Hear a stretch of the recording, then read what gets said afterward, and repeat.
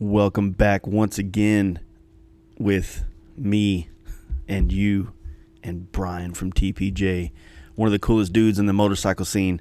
Hope you guys know who he is. I hope you heard the first podcast that we did together.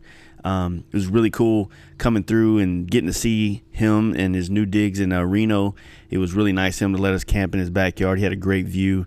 Also, something side note about this podcast is this is the first time I ever got high on a podcast. And I'm not really good at doing drugs, but I did my best and don't remember much of this conversation, to be completely honest with you. But it took place, I recorded it, and I'm going to put it out there regardless of how it went. But yeah, so thank you, Brian, for all the hospitality. Had a great time. I think we talked about you a little bit in the podcast that we just released, episode 83.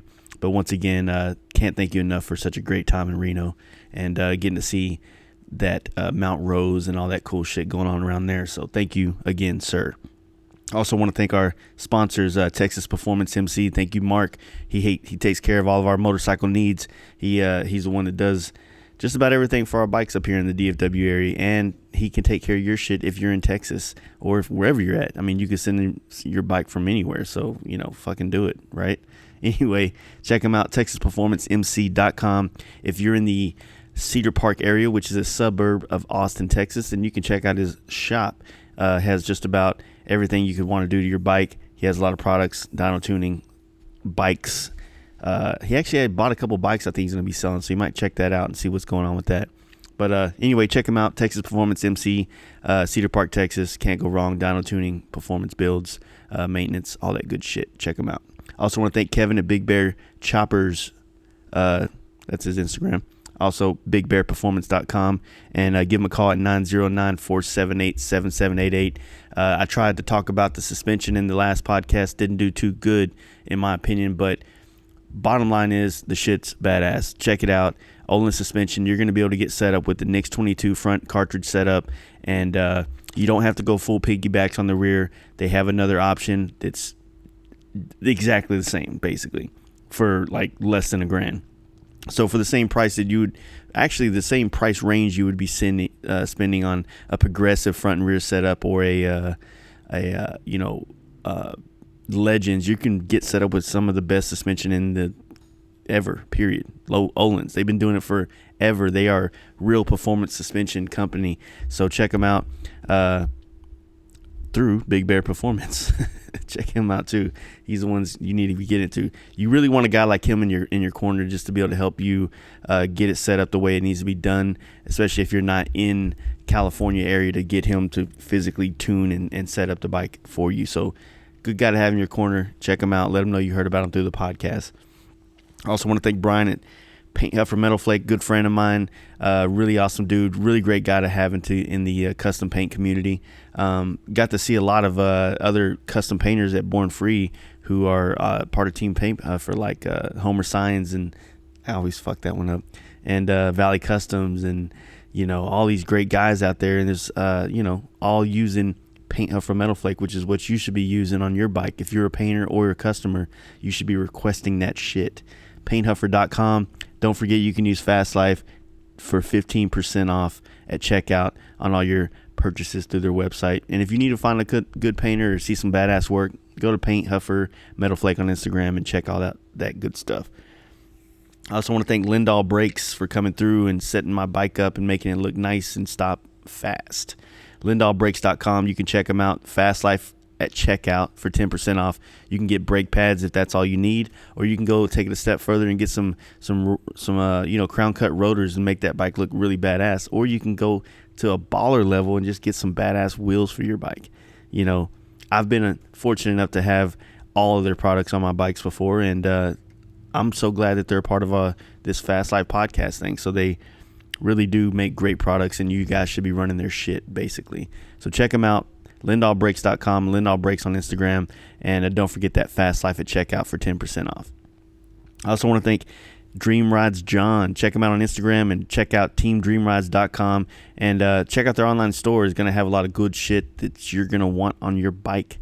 10% off when you use Fast Life at checkout, and like I said, you should really just go check out his website. He probably has something that you're already looking at getting for your bike. If you're fortunate enough to be in the NorCal area, don't hesitate to go by and see what Dream Rides can do for your bike.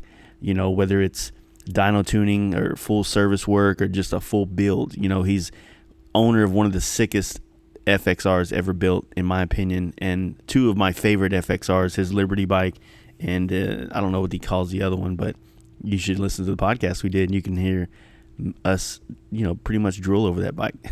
Anyway, thank you guys. Check them all out, and also don't forget to check out us, Fast Life Garage, on Instagram, and the Fast Life Podcast on Instagram. And don't forget to check out our website, fastlifegarage.com, where you can check out our Patreon, which is the lifeline of this podcast, which you know, it basically gives you the opportunity to donate what you feel like you want to for this podcast to help, you know, fund it and keep it up on the road and keep it doing things and bringing new content to you. So we appreciate anything. You guys checking out our sponsors, you guys checking us out. Either way, we just appreciate it. So thank you for everything you guys do, all you listeners out there. And yeah, I'm gonna shut up now and let you hear from Brian from TPJ. Hey guys, you ready to let the dogs out? Fast Life Podcast.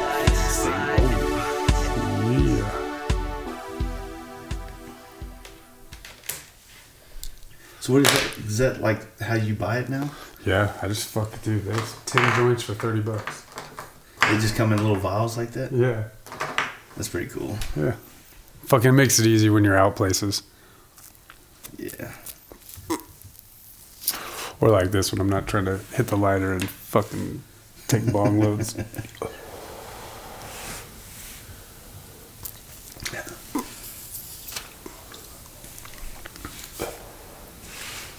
Yeah, I'm a rookie at smoking, so. Damn, this thing's loud. Sorry, getting all this stuff set up. Dude, take your time, man. Yeah, your buddies are fun. They're fucking good, dude. Yeah, they're the best. Yeah. We were talking about snowmobiling and shit over there. And then, what's the big dude's name? Which one? They're all big. Well, the taller one. Had the white t-shirt on. Jacob? Jacob? Or James? Beard? Oh, yeah, Jacob. Yeah, so he was showing them videos. And people fucking like, what the fuck? Yeah, it's I don't know. Are they like your normal homies they hang out with, or? Yeah, actually, like Matt, the one that just got his bike dropped off. Yep. James, the one that's from Milwaukee, or We turn the fan on? no, you're good. Okay. Minnesota. He, you know, like those dudes. We started doing a bike night, and they just, you know, we all became friends doing a bike night. And now, like literally, like a year and 2 months later, we're in California. Yeah, almost. that's You know pretty what I mean? cool. Yeah. And then the other dude, Cody, and the guys from East Texas, they're actually just trying to get the sound right. Yeah. Hold on. They're just, you know, they came to that camp out that we did. Nice. Yeah, that looks cool. And then after that camp out, you know, we got close with that dude, Cody, and then the other dudes were just his homies from his side of, you know, town. So when you say East Texas, like where? Fuck. Longview, Okay. Tyler. Yeah. I know what drove I mean? through that shit. Yeah. It's nothing there. Yeah, no, nothing there.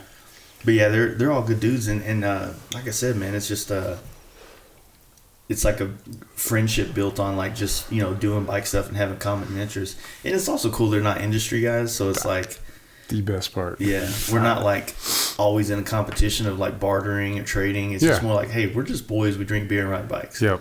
I got So- two buddies that's what we're doing this summer. We're just taking a trip, like the two of us or three of us, and there's no. We've gone to Sturgis together. We've gone here together. And every time we've gone to every hot bike together, and now it's just like fuck it. We're just gonna do our own trip together. So bikes are crazy though. How quickly they can put people as friends. It's glue, man. It's glue, and it's like it's an attractor, man. Because you know, even before when I was in a bike club and all that type of stuff, I was always like super. It was always strange to me how. Like, I would look at a dude that I was hanging out with in my bike club. I'm like, you're such a fucking nerd. Like, I would never hang out with you ever in life. But you have this bike, and we became friends, and you're pretty fucking And I cool. just talked to you for 2.5 hours with no other people around. Yep. No, there's a lot of those guys. So yeah, it's real weird how that kind of that happens. You know what I'm saying? So Yeah. I dig it, man. But there's no but about it. It's awesome when you start finding people that just genuinely like motorcycles, and of course, like the first 2 or 3 times you hang out with them, they don't break in that. Well, I'm looking at doing this on my bike, and you know what I mean. It's just like I get to not be at work hanging around those guys. Yeah. They bag on me, I bag on them. We're just normal guys. That's just, and then that's the way it should be. Yeah. But yeah, man, it's pretty awesome, man. It's I'm 38, but I've had so many groups of friends growing up, and not that we're not friends anymore, but you just kind of grow apart. Your interests just slide. I got 2 buddies that are going to be brothers forever, but we have nothing in common, dude. Yeah, it's tough, man, because sometimes for me at least, I've seen that some of those guys kind of get in a weird place where like they want to be a part of the things that I do now, but they just don't put the effort in like they used to, and I'm not going to put effort into people. Well, I just get tired of asking. It's like, hey, dude, I'm going to this show. You want to roll? I'm going here. You want to roll? And it's just, all right, see ya. We'll figure this thing out. Sorry, listeners, we're still fucking with these mics. Figuring out how to make it sound. Are we actually live or what? Oh, yeah, we've been live for a minute. Oh, okay. Well, we heard you lighten it up. Yeah, it's the first time I ever smoked on a podcast, so this should be... Which I didn't smoke enough. I'm going to hit it again in a minute. I want to ease myself into it. Yeah, you don't want to get fucked up too quick. I want to be on that fucking... I'll tell you straight up. The only other podcast I have any interest in doing is Be Real. Oh, fucking, I want to sit in the smoke box because they get in that motherfucking car, and these guys are in there, and they're fucking... Joe Rogan was high in like 2 minutes the other day. I'm like, I've been training for 25 years for this shit. Like...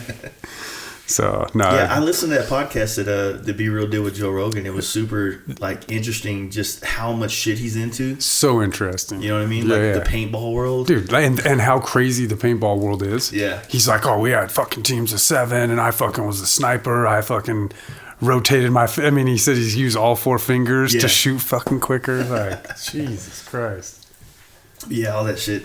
I don't know, man. Like, there's so many fucking cool podcasts out there, though. In my opinion, like so many different things that people are starting to figure out in different areas. Like even like you just said with the Be Real thing, he's finding a way to make it fun to just talk about weed again. You know what I mean? Well, and that's he's like, I'm fucking old, so like I'm not as old as some people smoking weed, but like I grew up in the fucking late 80s, early 90s where we could go to jail for doing it, you know, and he was out there fucking yelling at that back then, like, look what we're doing, so it's weird how it's come full circle for them, for sure. You don't think it's weird? Like, is it super weird thinking, like, if you, like, for you, you've been smoking for quite a while, so seeing how it's becoming illegal everywhere, like, that world does it not feel like a different dimension? It's so good in so many ways, but it's so fucked up in so many ways, because now you got all these fucking idiots that were scared before to be around it or be caught with it. Now it's the cool thing to do, and I hate fads, obviously, so like that sucks. But on the same note, I mean, I used to live here in Nevada when a seed was 2 to 3 years in jail. Shit. I mean, we were doing stuff that I probably shouldn't say on air, but like we were doing stuff where we should be in prison for years, in those olden days. And so to be able to get pulled over now and have a fucking ounce on you, it's just an awesome feeling to be able to smell, not worry about going to jail. And so maybe weed doesn't make you paranoid when you're not doing something illegal. Yeah, exactly. Like I'm not doing nothing but smoking weed. Exactly. Yeah. Like, and even then, it was like we knew we weren't doing nothing wrong. But the fact of what the cops thought, and how many times have you got pulled over, like, it just...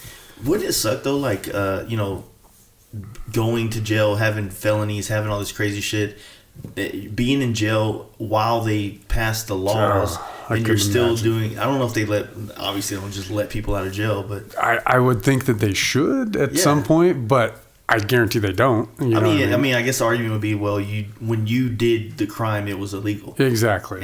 But on that same note, man, they got fucking weed offenders and all that in jail for 10, 15 years, and they let fucking all these other people. Yeah. So I mean, I don't know. I think our That's a whole nother podcast. That's a justice system. But it is, Sorry. it is super progressive how, like, it seems like it was only like a year or two ago. I mean, obviously it's been longer since Colorado legalized it. And now, you know, you're seeing states just pop up out of nowhere. Well, now it's decriminalized. Now it's medical use. Now it's just free to do whatever you want. Yeah, well, and now with the fucking you know, the mushrooms and stuff being, that one's too far. Like I'm sorry, dude. Like I've done shrooms a shit ton, and that is not something I want those fools in Oakland walking around doing. Like that's too much, dude. Like that would probably be tough for people to. That's like a shaman thing. You need to take a class for doing mushrooms. I mean, there's good points to mushrooms, and it'll open your head up into ways that you never imagined. But on that same note, I don't want everybody doing it. Like, I don't know. It's just, I think we're trying to go too far with stuff. Yeah. You know, there's so much. There's you know, I'm not the smartest guy in the world, but history has shown that like William Randolph Hearst owned a shit ton of like lumber yards, forests, newspapers back in the day. Yeah. Hemp started becoming the big thing. Hemp started being ropes. You know what I mean? Everything that you could make with hemp was better. Yeah. And well, that doesn't make him any money. So that's where he started the fucking weed, you know, all the bad. So that was him? He started all those anti-weed propaganda shit. He's the one that has the Hearst Castle, right? And he's the one that has the big ass Hearst Castle and shit.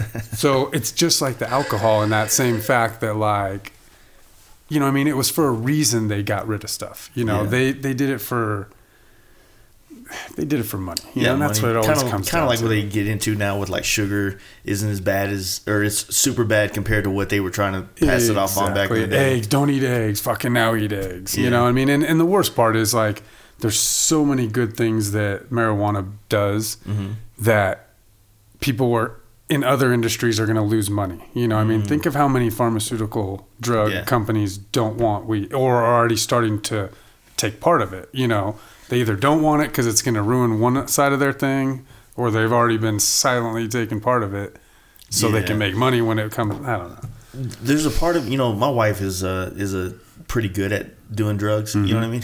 No.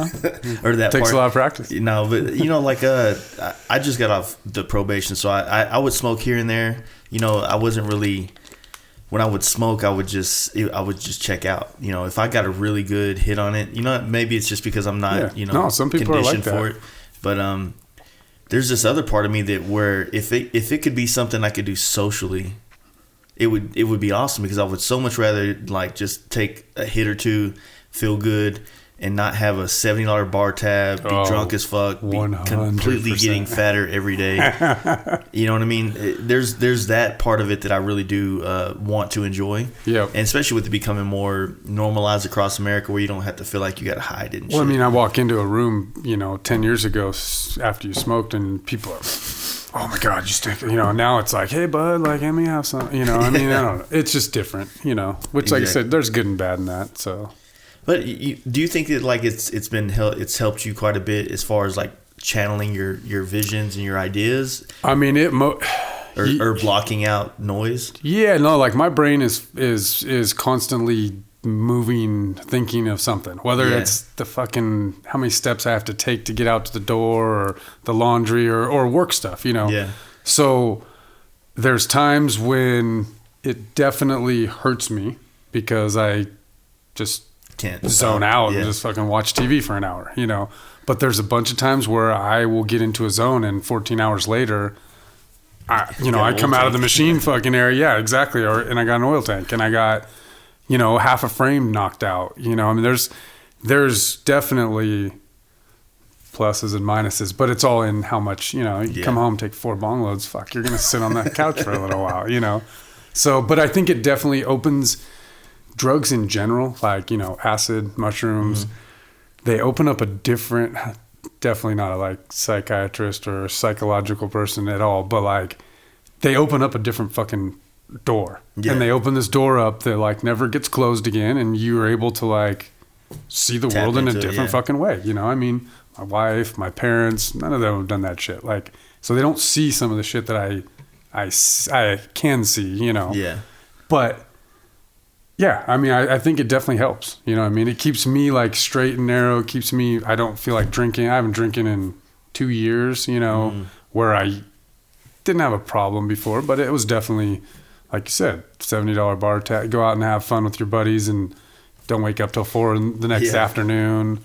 Where this, I mean, I can work high all night, fucking wake up the next morning and keep rolling. So yeah, I think for me, it's kind of like I want both. I want the ability to like smoke and stay able to focus on a project or a task or whatever it is, but also kind of close out all the other thoughts, like kind of like shut the blinds on the things that aren't important right now. It's for me, it 100% helps with that. I mean, so I feel like that would be a good thing, because one thing I've noticed about myself over the last 2 years is like things like, I guess I've had anxiety a lot in my life, but I never knew what it was. So whenever I would start getting kind of fuzzy feeling and weird, I just thought it was just like, just normal shit. Just like, dude, like, calm down, like figure it out, whatever, stop worrying. You know what I mean? Like I took it in a different way, but now I realized that what I was doing was like, after that day of that stress and that tension, I would just need a beer. And then, or some alcohol, whatever the case would be. And I wouldn't say I'm not an alcoholic like that or anything, but it just became one of those things. Like I used to play golf after work a lot, and it was like something that I could go do something. I was so focused on trying to be good at this that I didn't think about work for a while. And I was able to like check out of it, or check out of the, like creating art or creating a design or something. Like you could check out of it long enough to where you stop thinking about it and you come back fresh, and then things work. Things click. 100%. I mean, you can't just constantly grind. There has to be that thing that just breaks away for a few minutes, you know, because you're going to grind yourself to death. And then all of a sudden you're going to be like, oh, fuck, I stepped away and now I have a new love for it, or a new, oh, fuck, I see that new way of doing it, So, I mean, it's definitely, it's one of those things. When I'm working, I'm trying to not get, it's not like fucking blunts and fucking bong loads all day. You know what I mean? Like, it's like here and there. You're not making a rap video. 100%. It's one of those things where it's to change the head a little bit, and to help going forward. I mean, there's those times when we had the 30-day builds or crazy deadlines. That's what kept me awake for fucking 16 to 17 hours days. But it didn't necessarily help. You know what I mean? It helped keep me awake, but. Like my whole drug use in my whole life, because I grew up around a lot of drugs, so I was super scared of anything. Weed, I've never, to this day, I've never smoked a cigarette, and Smart. I didn't. Smart guy. I didn't even try weed until I met my wife, which I was 31. And I hit it a couple times, but it was just like, it just wasn't. I mean, in Texas too, though, like it's not the fucking greatest thing. I went with her to buy weed once. It was sketchy, dude. It was just such a weird situation. Like I was like so paranoid driving home, like with a jar of weed that was not even gonna get us in much trouble. But it's the point, and that's what's one of the good points now is I drive down the street here and I Saturday night pick up a little bit of weed, go pick up stuff, and the chick, what are you doing tonight? It's like just going home, and I'm like, she goes, well, this is my normal Saturday night selling weed, and I'm like, yeah, we used to do that too, but we used to be scared shitless when we were doing it, so. But so I the first thing I ever tried was DMT. I was telling you, and I wasn't, I've never smoked anything before, so I was like, I had to try it a couple times or a couple hits just to try to learn how to use a pipe, whatever. And I finally, got it good, and it was amazing. It was cool, but it's such a short like trip that the first time I did it, or I've only done it once, or actually twice. The second time I don't remember because I was on mushrooms as well at the same time. But it was just it was like I always tried it because when I started doing this stuff, I was super into art. And I was really trying to find myself as an artist. Like, for me, like I would look at artists that I found inspiring in many different ways, maybe not because of their art, but because of who they became because of their art, or what they built of like their legacy or whatever. And it's like you read a lot of books, and there was always psychedelics involved. There was always some form of fucking Alice in Wonderland. I mean, it's crazy stuff. And so like for me as an artist, I was like, man, well maybe if I try some of these type of things, I can kind of tap into a different place in my head and find something, and And I'm not. I'll tell you straight up, like I didn't find shit. I just got high and had a good time. You know what I mean? But that's a shit ton of it. You know, but there are parts of it that I think were really helpful as far as like just getting to know yourself better, I guess you'd say. I would 100%, especially, you being by yourself with weed, like, you definitely get to know yourself. You know, I mean, you can't lie to yourself. You know, you open up things where you're like, oh, shit, well, I guess that is real, you know. I'm a dick, yeah. Yeah, but people say that when I'm not on weed, too, so. But, yeah, no, I think it's it's definitely something that's helped my mind. I mean, my mind, it's just, when I was younger, it was not. Would you say you tried to, like, when you got into it, was it kind of like younger as a kid and you're just like... Oh, dude, I'll never forget it. My buddy Adam freaking walked up to me one day and was like, hey, you like this? I got more of it whenever you want, you know? And it was one of those things. Went home and I was like, fuck, had to have been 14. So what are we, end of freshman year? Yeah. And went home, fucking made some metal pipe out of aluminum foil. Your first is that your first fabrication job? Dude, see? And not even knowing that yeah, exactly. Yeah. I could make something smoke this. Shit. So, took some aluminum foil, made a little pipe, fucking hit it, and it was, I don't know, it was just that feeling, you know what I mean? It just took you off edge. Like, you know, and as a kid, you're always on edge, you know, especially at 14 years old, like, you don't know what the fuck's going on. You know, when I was a kid, I played sports hardcore. You know, I was into basketball, and I'm a very obsessive person when it comes to whatever I do. Yeah, so, you know, like that had a lot of reason why I never tried drugs. But it also was a place to completely, like you just said, like check out. Yeah. You know, because you're focusing on this, and then you go to reality, which is school and work and grades and maintaining relationships with girls or whatever the hell you're doing, and then you go play sports, and it was like that release, like, fuck, man, I'm in my world that I want to be in right now. And that's what I was kind of saying about golf, became that for a while.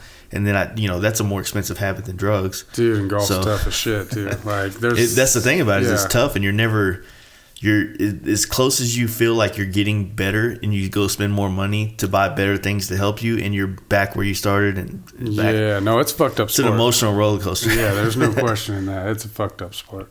But yeah, I did the stint, man. Like, I was really trying to use, you know, whatever to kind of find that creative touch inside of me, and, you know. Well, you always want to better yourself. I mean, not you personally. Yeah. I assume that's you, the way I know you, but like, I do. I always want to. Okay, so I did it this way last time. Let's do it better this next time. You know, that one was fucking awesome. Let's do it better. Like, how can we make this better? Yeah. Can I learn something different? Can I do it a different way? Can I be more finite? That's a stupid ass word.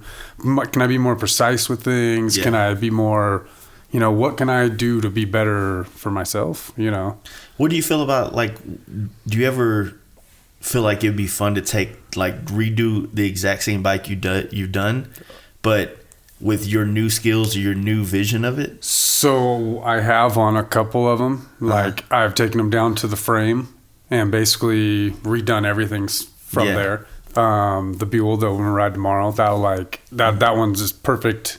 I mean, I changed a lot of things that I didn't like the first time, you know, and fucking bad thing is sometimes you're on a fucking deadline. Yeah. And deadlines suck ass for fabrication and creativity. Like, if I got to stare at this thing for 2 days to make what I need to fucking make, I need to stare at it for 2 days. But in deadlines, you don't get fucking 2 days. So there's certain things on certain bikes that I was happy with the way they came out, but I noticed things that other people didn't. Yeah. You know what I mean? And that's what makes people great, is it? I mean, I think for the most part, a lot of us love criticism in a way when it's from the certain people. True. But at the same time, I kind of don't. I'm my worst critic. Like, whatever you think you're going to point out to me, I've already seen it, dude. Exactly. So just don't fucking say it. Yeah, exactly. I mean, and most people just want to be relevant. That's why they're saying something to you. I mean, there's a lot of guys, like, you can work so many hours on something and they're going to point out that one tiny little flaw, you know, and that's fine. Like, go ahead, dude, because you don't know what I went through to get here. You don't know what we did. And whatever. I feel you 100% on the, you know, just the deadline and wanting to go back and take a second swing at certain projects, just because, you even if you like, for me with paint, like I could figure out like the tank. Oh, this is perfect. This is it. But then I slack on like the next part, a fender or a saddlebag. Like, man, I just can't figure out how to use this into everything else. Yeah. And then sometimes it's like you do it and you just run with it and you're not proud of it, but then it clicks like later on. You're like, fuck, I got to repaint it now. Yeah. Well, and some things you just grow out of too. I mean, I don't want to say that I grew out of any of the styles of bikes that I've ever done, because I feel like they should all be timeless. Yeah. But there's things on them that I didn't like, or after I beat the shit out of that fucking bike. I mean, because I ride the hell out of them. So if something it looked cool when I made it the first time and it seemed relevant, but like, I don't like it there anymore, you know, or it got bent there, or I got to change this because I don't have enough ground clearance or whatever, you know. Yeah, it's kind of like your R&D in your own product. Exactly. And I love R&D. That's like my favorite part of motorcycles. I love R&D. So I feel like that's, I was kind of saying to you, it's like, I feel like that's the one thing that a lot of companies are losing sight of is the passion behind, the kind of customers that are going to buy your products. Is like, have you put the same passion into the user, the usability, all that on your product, or is your math just right and you're just going to run it? Yeah, or you're just wanting the bottom dollar. I mean, a lot of guys a lot of guys are more worried about putting that part out the door and making the money on it than making sure it's right. And that's unfortunate, There's a lot of guys that sell super fucking awesome quality shit too, though, and take their time to make sure that when it bolts on, it's right. But there's guys that don't, Yeah. So I think that's one of the best things is like, or would be one of the best things if people would try or look into that more. Like everything, like the paint work I do, I try to do a sketch, and sometimes that's 15 sketches before I'm happy. Yeah. Sometimes it's, it's that one. The first time I draw a line, it's like, damn, that's it.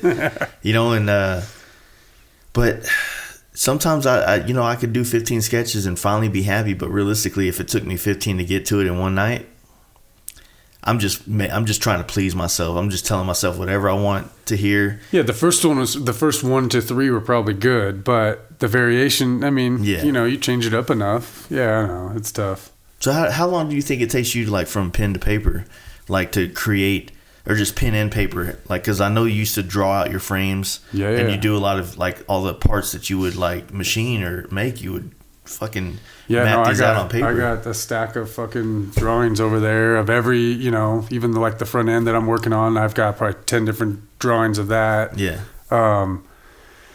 Each one is, I had a guy that I was talking to about building a frame, he's like, well, how quick can you do it? And I'm like, well, it usually takes a couple of weeks to design the frame. Like, at the least, because there's so much geometry in it, which way what do you want it to do? Like, or, and so, I don't know, like a whole bike, 6 months would be nice. We've done them in 30 days.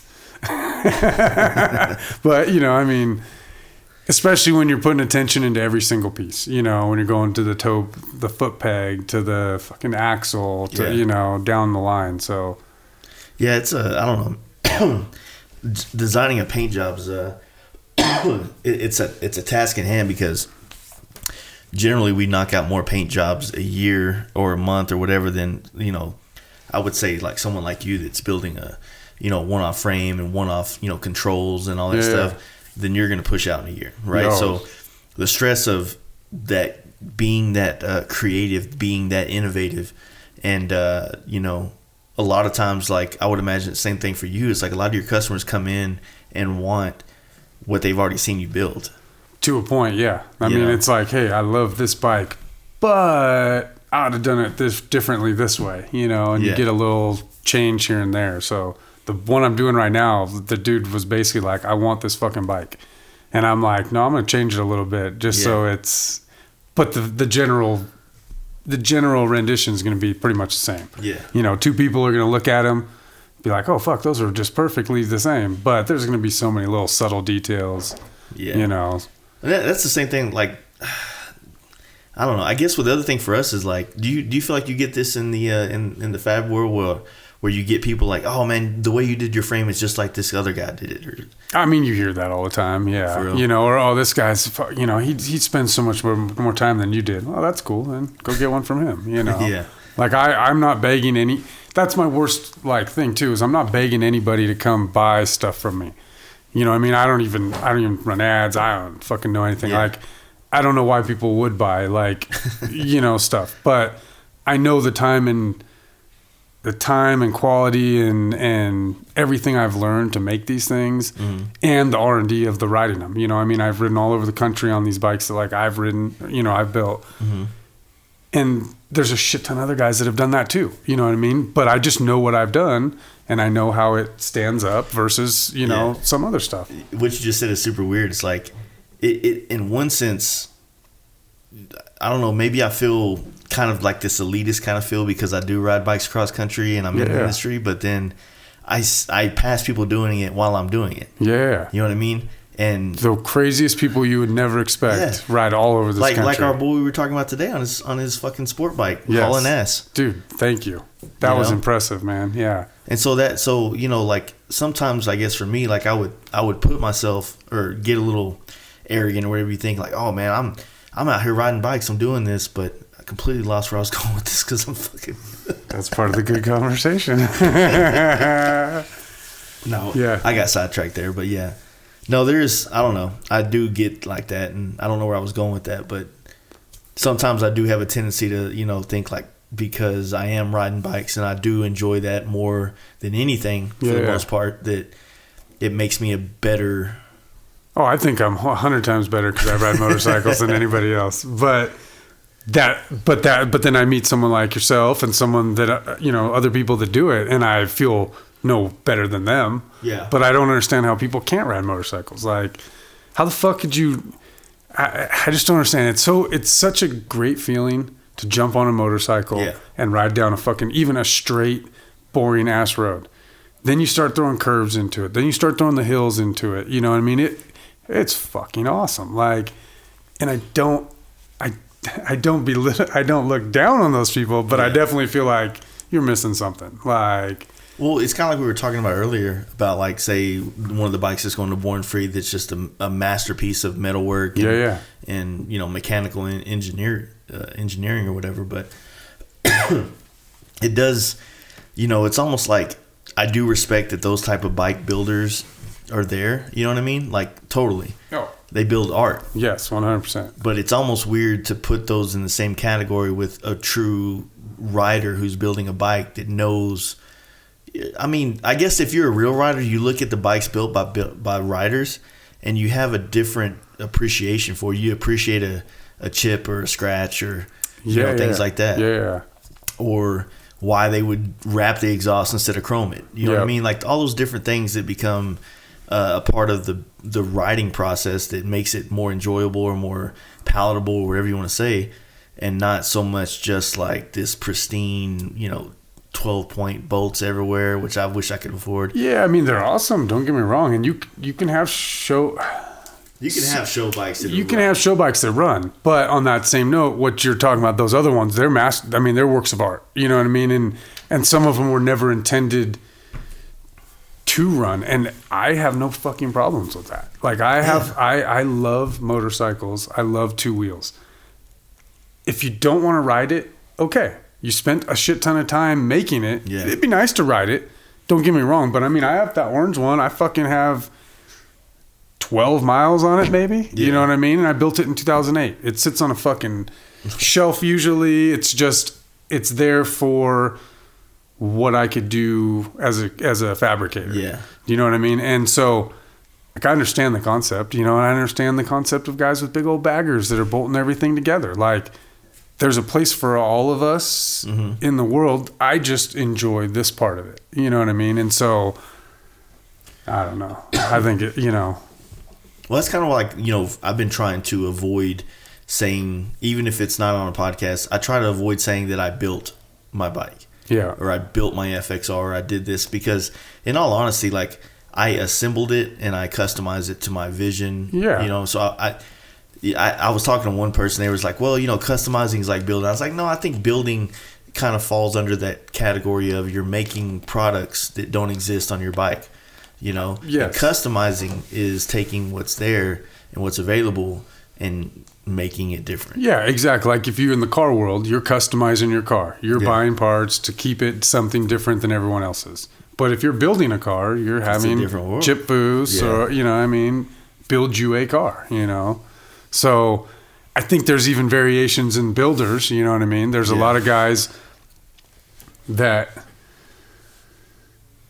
are building too, but are having other people build their parts. They're their visions, and again, that's fine too. You know what I mean? I don't give a fuck about the labels and the this and the that, as long as we're all enjoying what we're doing. Yeah. You know what I mean? And It's almost like you don't want to hear those dudes that do that, like, come out with that elitist attitude, like, oh yeah, we build all our own things and things. See, exactly. Like exactly. Like the elitist attitude is the shit that needs to go. You know what I mean? Like I can build some stuff, but there's a lot of guys that can build way cooler shit than I can, and there's a lot of guys that they can't. You know, but the effort that they're putting into it, if they have good attitudes about it, I'm all about like you know, any part of it. But it's just it's the elitist, snotty, I'm better than you, that attitude. It's old. I mean, it's a dying way to promote yourself. Yeah, you know what I mean. It's old. Yeah, because I mean,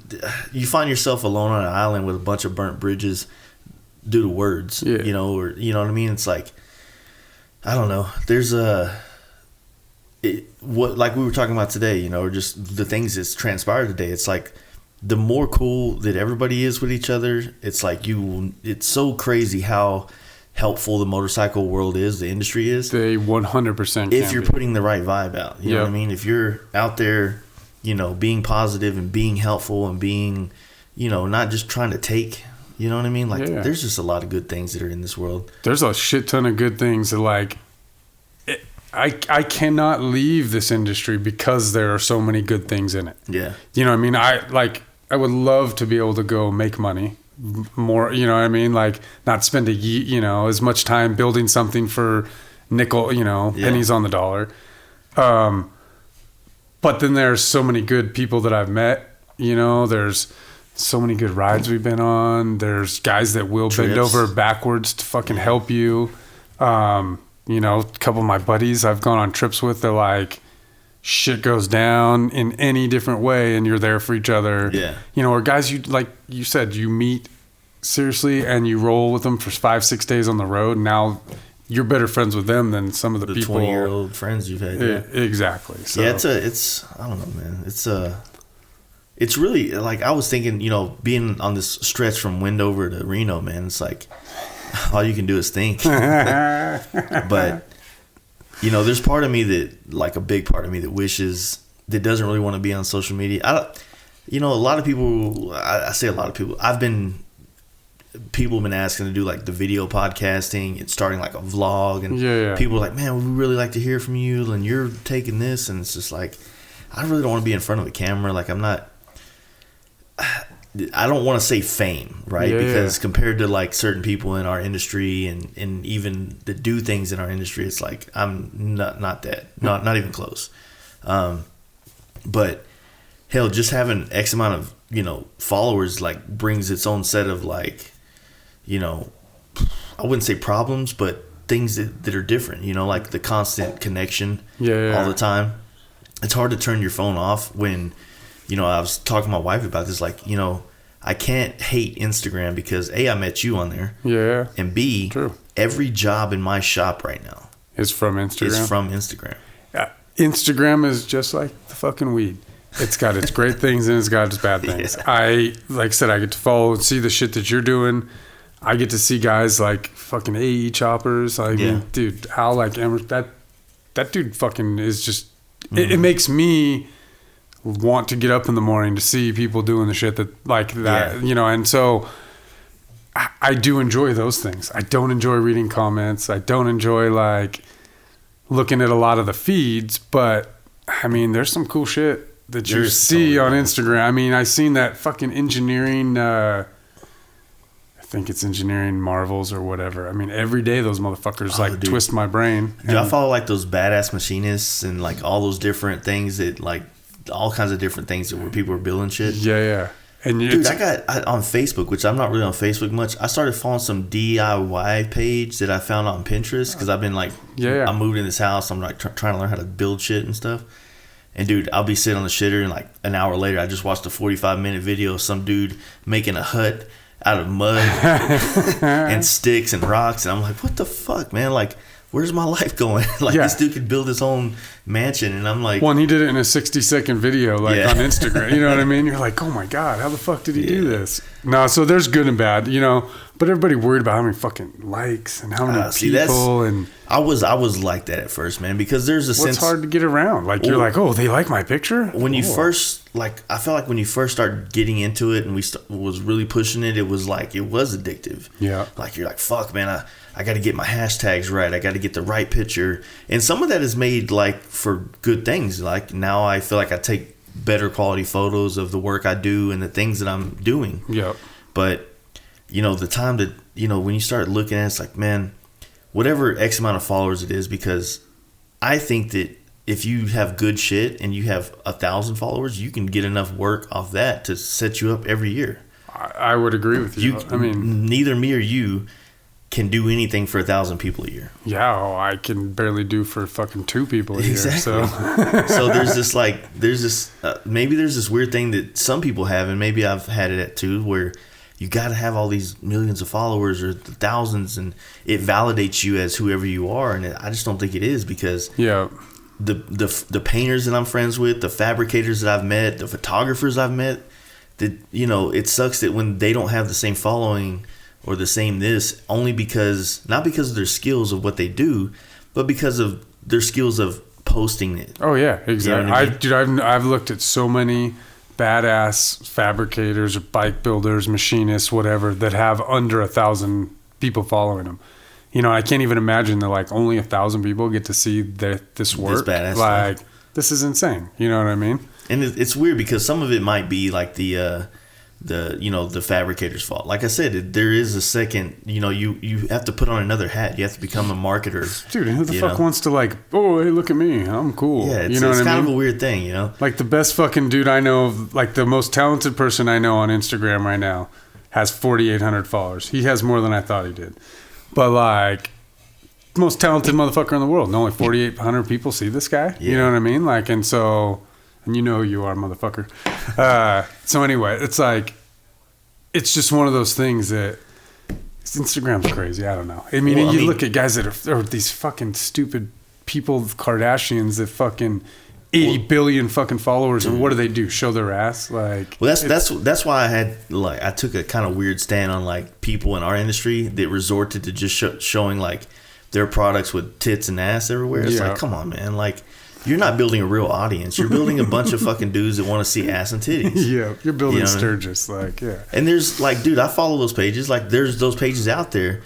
Like I follow like a Chopper Archives, and it's all like nothing but old like Easy Rider fucking clippings. Yeah. It's cool. That's cool though. I mean, that's. And I follow photographers that I like their style of photography for taking pictures of models or whatever, but. Do I want to follow an exhaust page that posts titty pictures? I mean, everybody likes titties, but everybody it's does. Not going to make me buy an exhaust. Exactly.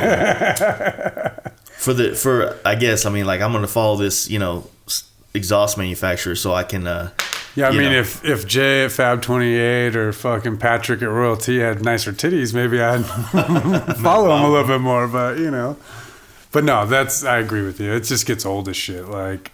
I don't know. And, showing your ass just to get you got a great ass. Like, cool. But what is your value? Yeah. You know what I mean? Like, well, I guess your ass is your value, but, it's just. But you're mad because that's your value. And that's all we want to see. And you got fucking 10 million followers, and, like, I got fucking nothing. She posts her ass, and then, like, she gets all kinds of followers, 500 comments, but then she posts just a regular picture of who she actually is or what wants to be known for. 40 likes. 40 likes. Dude, it's crazy on that. I will put up a picture of a bike. The most, I don't even get a lot of likes. Most I've ever had was 450 likes, let's say. Yeah. On a picture, right? Yeah. And then the next day I fucking put up like the greatest fucking goddamn sunset on something or whatever, and you get like 35 likes. But it's all by my friends that I actually know that, you know, so. They're just giving you a courtesy like? Yeah, well, I mean, I think they actually like are looking. The other people are just, I don't fucking know. I hate, well, it's the same thing. social Like, media. you know, we, you know, it's stupid because I'm sitting here saying I don't care, but I still do look and see where we go for certain things. You have to, I mean, you have to be relevant in anything today, you have to be on social media. Looking at it, part of it. Whether you're good at it or not, that's a different story. Yeah. Man, I don't know, man. There's a lot of weird things going on, and we, you know, like I said, we haven't talked much about all my different thoughts and things right now. But the new, like what you build, it's kind of like you're out of this loop, right? Like you don't provide a service for like someone on Instagram to ask you to sponsor them.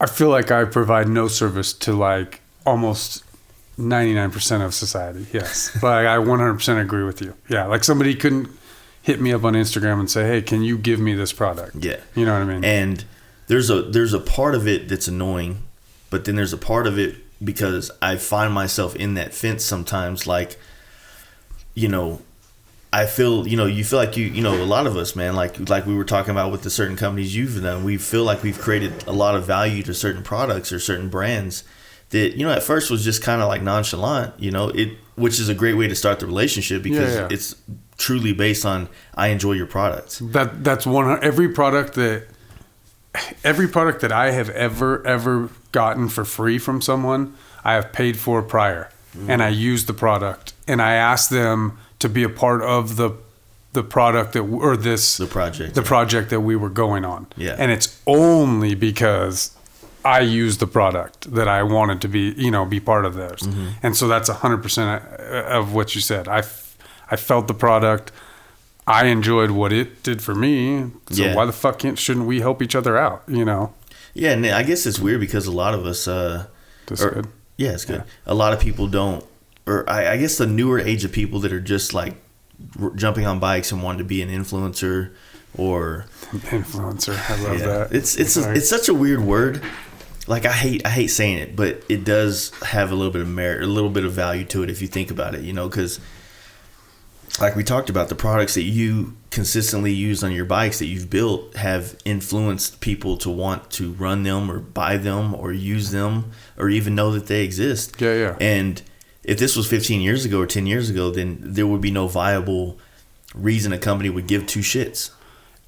100%. I mean, the only thing that was value then was the magazine articles. Yeah. You know, which nobody even fucking looks at those anymore. So I think it's just a different form of that. But yes, like you had no value for the quick response. You know, it was like, hey, I built a bike and 6 months later it's going to be in a magazine.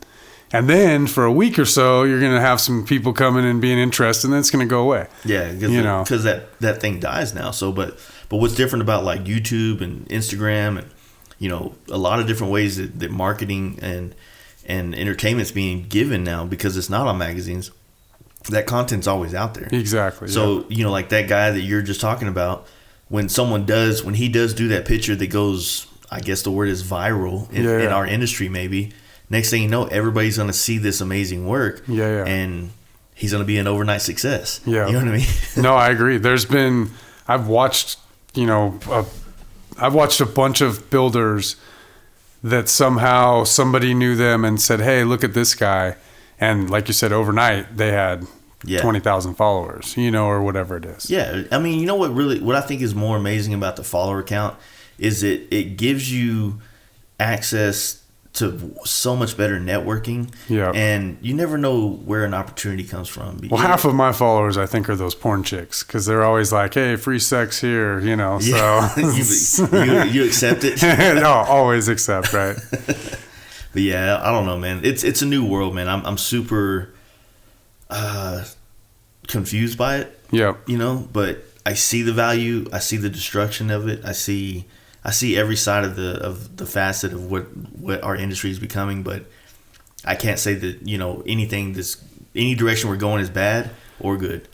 You know, and in the history, look back. I mean, it's fucking. I'm sure there's a million times where people are like, "Oh fuck, look at these stupid things," or "Oh man, the people are acting like assholes." You know, it's a big ass wheel. It's going to continually happen, but it's so different now with some of the things that we have to deal with: social media, this, and this. You know, and guys that like are overnight successes for doing certain things that it would have taken years for some of the other builders to go to shows and be, you know, I mean, and over and over and over. Circuit to the exactly. top, yeah. Which I don't. There's no jealousy in that at all because I enjoyed every minute of working those shows. You know, it'd be great to pop off and have everyone like your shit. But dude, I ball fucking driving miles and going to different states and hanging with my buddies. Like, that's how you create substance. You know, I agree. That's how your brand and your everything that you are is created out of substance. If you're an overnight success, a real one, like I was, you know, sarcastic when I said that, you know. Yeah. But you know, if you are someone that just does some crazy thing on the internet and becomes the next big shop or whatever, you haven't really put in the time to, you know, to create a real skill or, you know, I don't know, man. Like, I guess I don't know where I was going with the substance thing, but it was somewhere. Fucking weed. See, it'll fuck with some people. Yeah. But no, man, I don't know. I'm excited, you know, about. I think last time we were on here, we were talking about the kids doing the naked willy and his chick on it and stuff. Remember? Oh, I think it was that wasn't me. No, it had to be because you said that dude did it around where you live. No, that was when he did the jump. The jump. That was when he did that original jump. Okay. Yeah. And because remember we were talking about it. I agree with. He did the wheelie and the naked wheelie thing was later on. You know, they did that. We were kind of like bagging on it, you know, about how people were doing crazy shit just to get, get famous or whatever, you know. But him and that chick that he did it with, they started their own podcast, and it was kind of cool getting into their mindset of that whole younger, which is another thing. Like listening to them makes me realize I'm old as fuck. Yeah. You know what I mean? They're like 23, 25. Oh, I follow. I think it's CJ. Yeah, I follow him like. And the things that his lifestyle that he lives is fucking great and awesome. But it was 15 years ago. Yeah, for us for sure. And it's like, you know, and I just don't think I was ever that cool. So we didn't have Instagram. No, I mean the shit he's doing is definitely. I mean that kid can ride. So yeah, but I mean I think that's it's kind of a revelation because. To me, because I'm still looking at the same guys that I felt like were the elders in my industry. I still see those same guys today and they're still there. Yeah. But for me, I'm always watching these guys that are up here trying to get on that level or that legacy level that they have or whatever.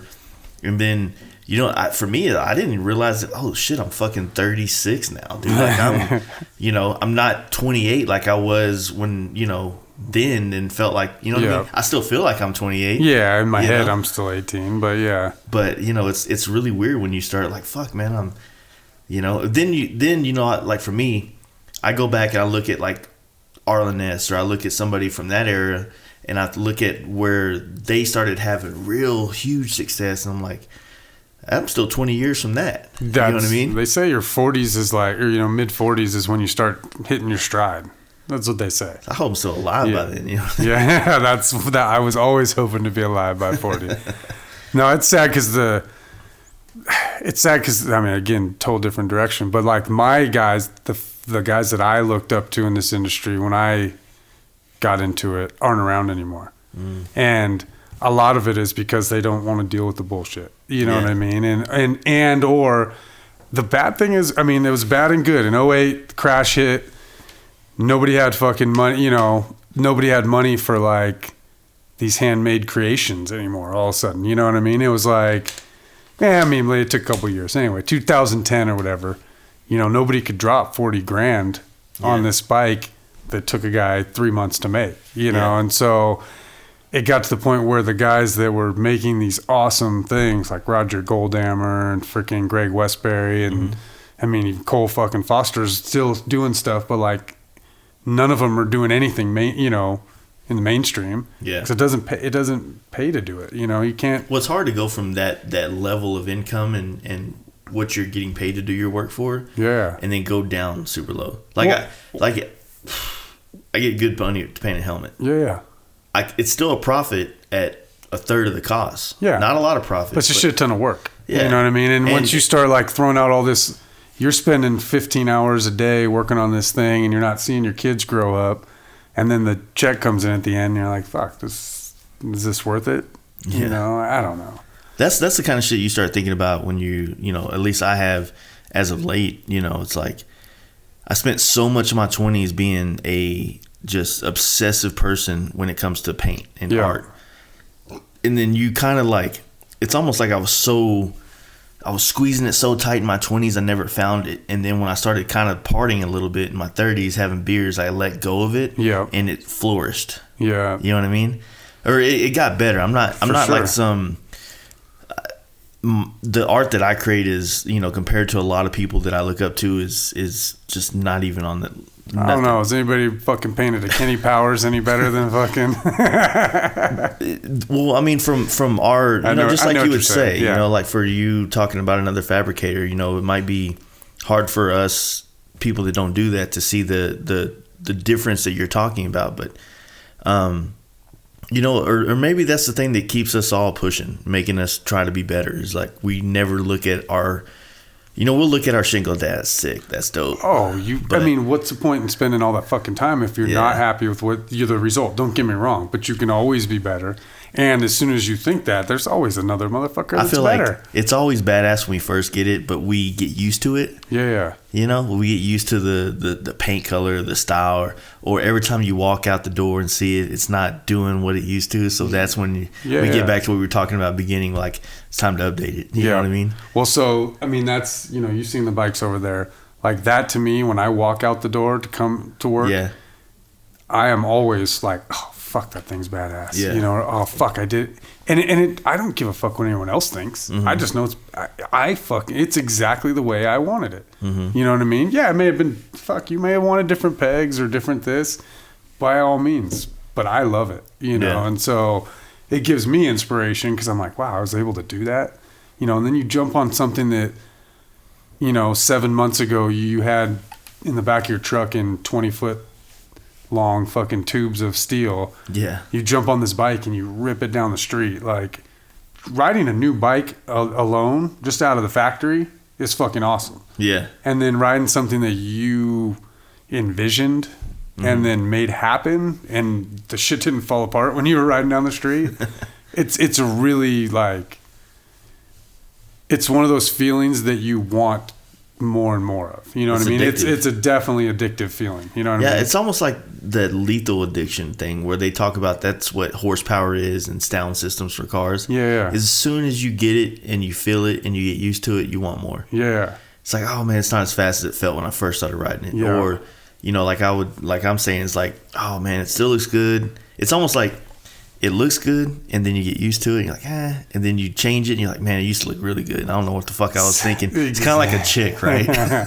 So the good thing about the ones that I've kept, and I do this every fucking time, and then my wife gets so annoyed, but I get back, and every time I'm like, fuck, that bike is badass. You know, whichever one it is. You know, I'm like, it handles the way I want it to.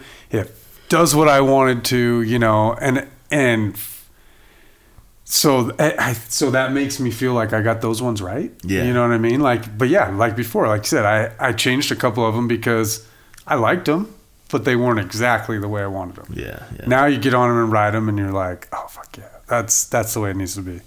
So, you know, last year when we talked, we was, you know, I didn't think they fully announced the hot bike tour thing yet. I don't think so. Yeah. You know, it's on because I mean, when we talked last, I was like 1 foot out the door. Yeah. And I was doing projects, you know, for just fabrication projects for all different kinds of stuff. And I won't say I'd had enough, but I just wasn't feeling like I was a part of what the motorcycle industry had progressed into. Yeah. You know, I felt like one of those, not like I'm anything like those two guys I just mentioned, but like I felt like that. Like that just didn't fit me anymore. You know, something that I had worked for 13 years and given everything of my life, 16-hour days, fucking missed things with my kid, you know, whatever it was. I gave everything into that industry, and it just wasn't reciprocating it wasn't reciprocating anymore. And so I just stepped away for a little while. And so when you came back, or when you asked me to do the podcast, it was like a rejuvenation of why I loved this industry. Yeah. You know, and so I don't think a lot of, you know, I mean, I wasn't into a lot of shit back then when we talked a year ago. So I didn't even think of doing the hot bike tour. You know what I mean? Because it wasn't, not that they didn't want me or that I didn't want to do it, but I just didn't feel part of the industry. Yeah. I didn't feel relevant. I didn't feel, and fuck, I still may not be, but I don't care. You know, but I enjoy what I do. So, well, I think that it's all about, like, you know, just recognition of your peers and whatever they say, how that goes. It's like, you know, sometimes, you know, even like, you know, the whole time since then, you text me, you know, which I'm horrible at, by the way. No, you answer sooner or later. That's the same with me. I mean, people just don't understand how busy we get. Like, yeah. And so it's like, it becomes, fuck, I lost where I was going with that again. I had a good one there. It was very simple. He'll come back around. But yeah, there's, I don't know, man. There's ups and downs to it for sure. It's, it does suck when you feel like you put everything that you have into any part of the industry, and people benefit from it. People, you know, whether it's, you know, they're inspired to build bikes because of you, or they bought bikes because of you, or you help create the event or bring substance to an event. It feels good to be recognized, man. It really does. And sometimes it's so much. Not saying we work for that. Oh, you were talking about the hot bike thing. There you go. Yeah. So, but I agree. I mean, you're not doing it for that. But when somebody says, "Oh, I love that bike," or, "Oh, that style is awesome," I mean, fucking it'd be you be an idiot if you didn't feel good about that. Yeah. So it was cool. So you basically, how'd you whip up that last bike you did? So basically, I had the chassis from a different bike. That was basically the same thing. Like I had done that white bike in 2013 for the Artistry and Iron, but the chassis was something that I wanted to build more bikes off of. You know what I mean? It was a twin cam B motor, super like, you know, it was just a great bike to build this bike around. And so I have done a lot of stupid shit when I was little to where my neck and back don't like being in that position anymore. It was more of a sport bike position. Yeah. So I basically wanted to prove a point that here's one version of the bike with that chassis. Here's another version of the bike with that chassis. And I basically took it down to the frame, motor, and swing arm and built everything else new around it. And so I built something that could go, you know, 130 miles on a tank of gas, could carry a bag in the back. I could jump on here and ride, you know, to you guys, to fucking Michigan, to wherever, you know, and be a comfortable ride in a good position and show some of the fabrication. How'd you feel about the show itself? Like you know, like obviously it's not around anymore, but I mean, like just the direction that show was going, because you were a part of it from damn near the first one, right? Yeah, though we missed only one of them. So there was a first one that they did without builders. Then we were part of the next one was when the builders were invited. I think we did 3 in a row. And then the one that I went to, you weren't at. That was my irrelevant period. I mean, you know, again, so, and then went back, you know, was invited back. I'll tell you straight up, I think the effort was the same. Everything was very good. I think the problem is the bad placing of where it was the only thing that I can, is you look at a map of the United States at night with all the lights on from the Mississippi east, it's like fucking daylight. You know what I mean? There's bright everywhere. Mississippi west, there ain't shit. Yeah. So when you're out in North Carolina, there's fucking 8 million people within, you know, 300 miles of you. Well, in Arizona, fucking Phoenix has a lot of people, but they got a lot of shit going on too.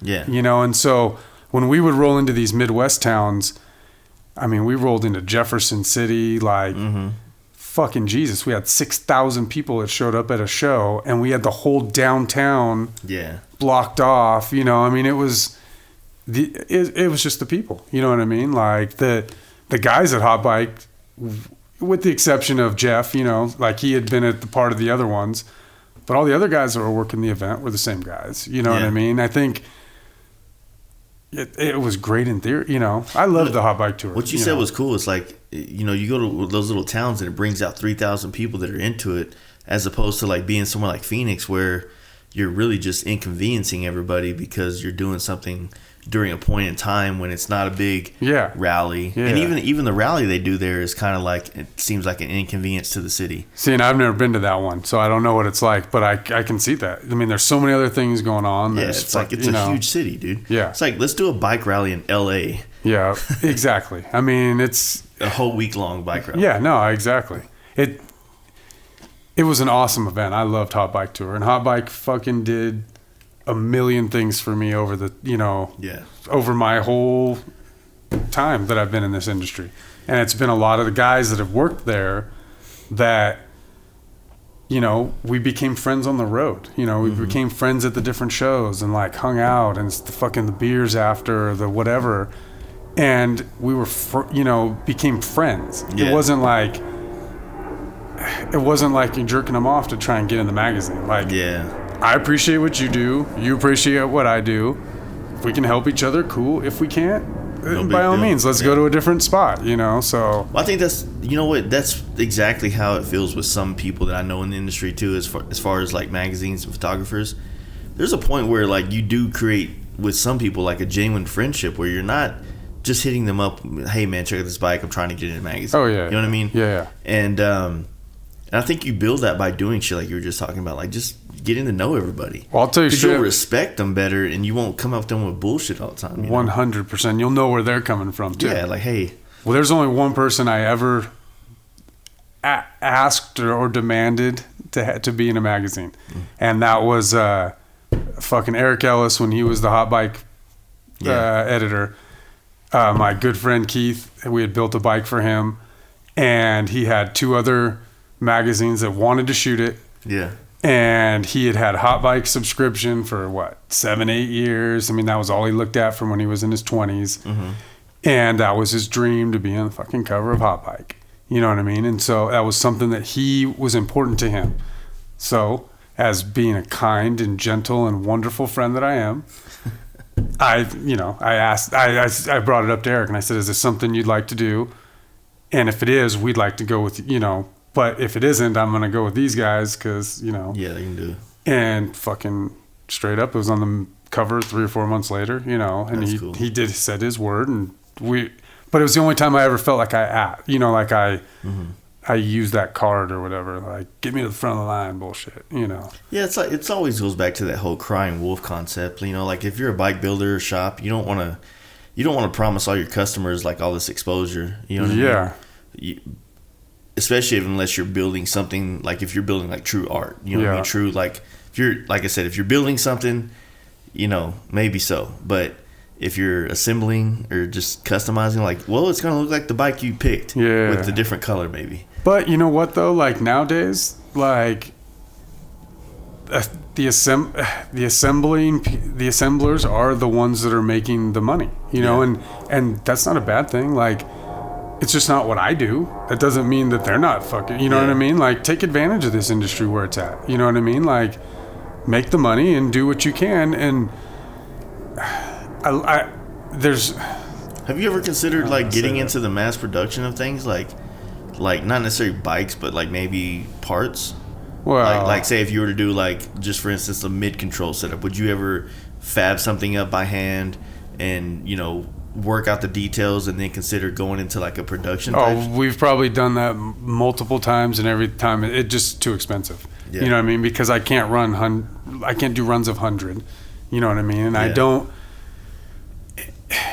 And I get 2 or 3 guys, and then you can do a run of 10, and then I'm just. Yeah, I don't know, bud. Like I've had little parts that I've had for sale before, and like air cleaners. The mid controls are hard because they're fucking expensive. You know what I mean? But all the mid controls that are mass produced now are super expensive. Yeah, dude. Because what are those ones that you have? What do those run normally? Like close to $2,000. See, and I was only doing $1,500, $1,600 for a set. But also then it takes, the problem is nowadays, and I ain't the smartest motherfucker in the world, but the problem is nowadays everybody wants instant gratification. Yeah. What I'm doing is not. It's the amount of time that you have to wait for something isn't as impressive of what you get. Does that make sense? Like these guys can hit. Your phone has allowed you to hit a button and fucking a sandwich show up at your house. Your phone gives you an Uber driver at your house. You can hit Amazon and have anything in fucking 2 days.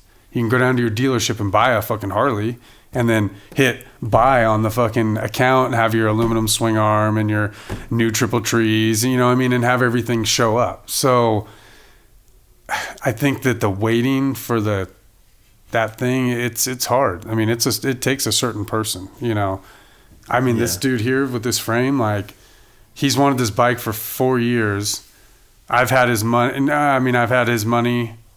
Well, I don't even know his money at this point, but I've had his parts that he's dropped off for over 8 months. You know what I mean? But it took us 3 months to decide on every little aspect of the way he wanted to go. Yeah. Then fucking moving doesn't help and all that bullshit. But like life.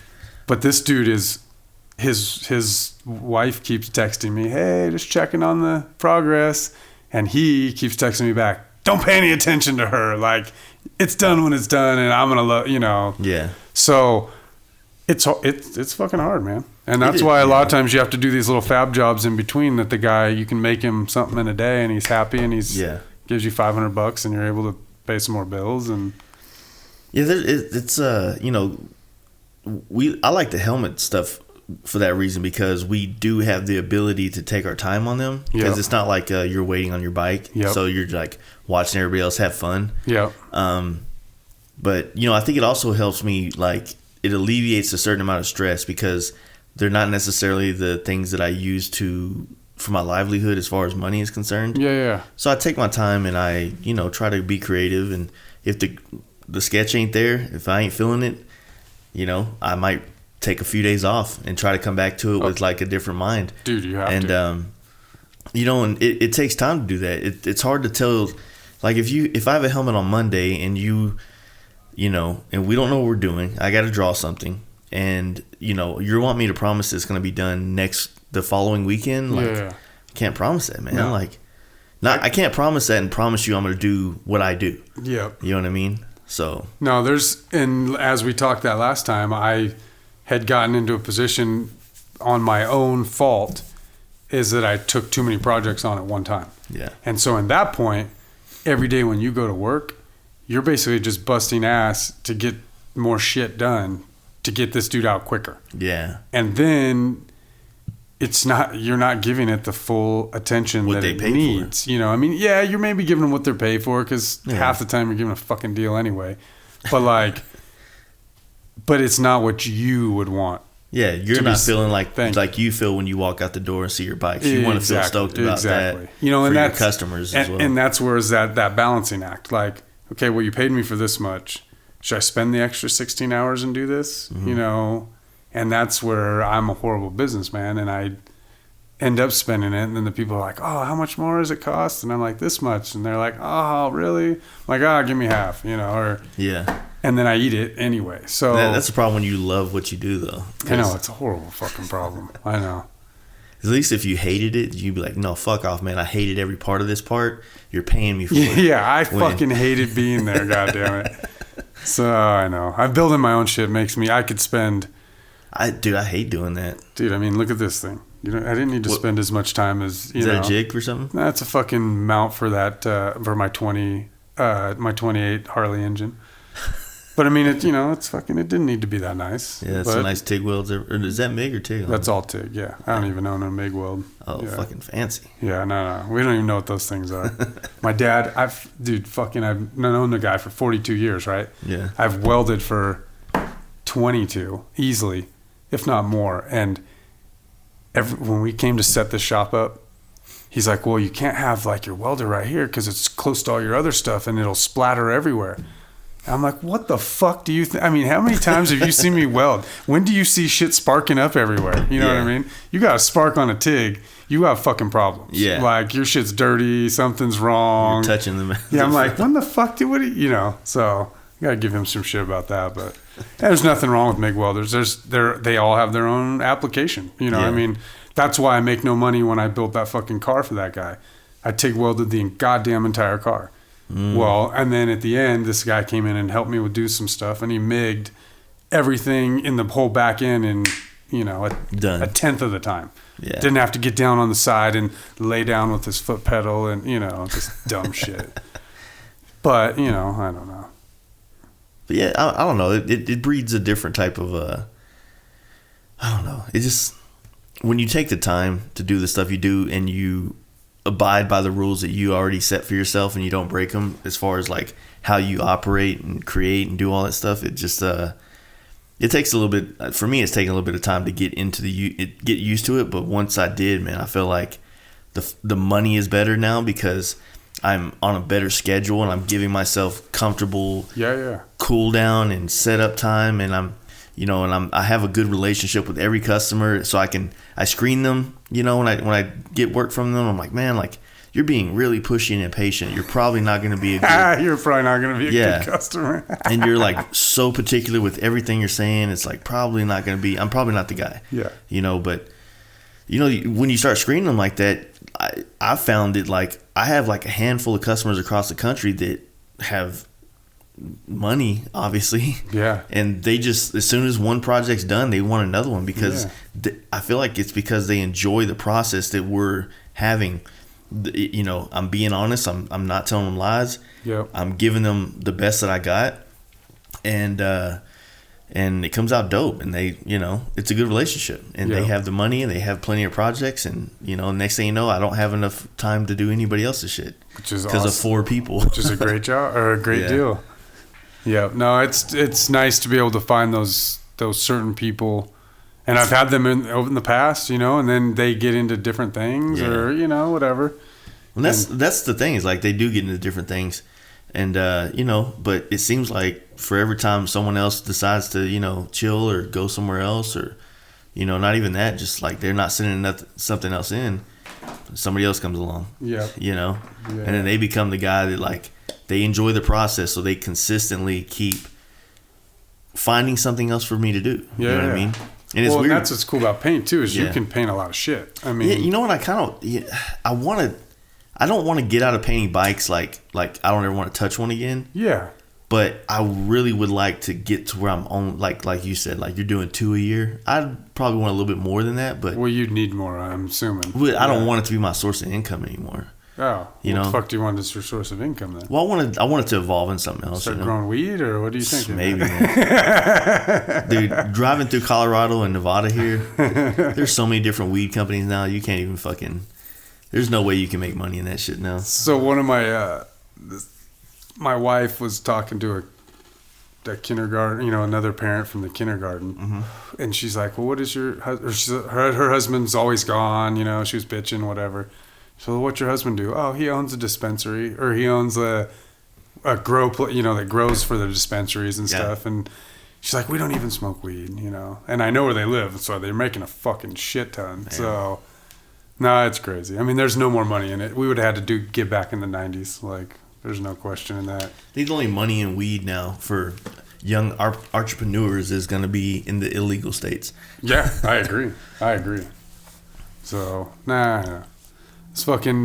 So what do you see yours progressing into then? Well, if it's not, I mean, full bikes, like. I don't know, man. I think it's a fantasy more than anything. It's just like almost like a man cave for all the shit that I like to do and do podcasts, you know. And I would love to have like a storefront, you know, kind of deal where you know, because I like to talk to people, whether it's a customer or bike builder or whatever the case may be, but.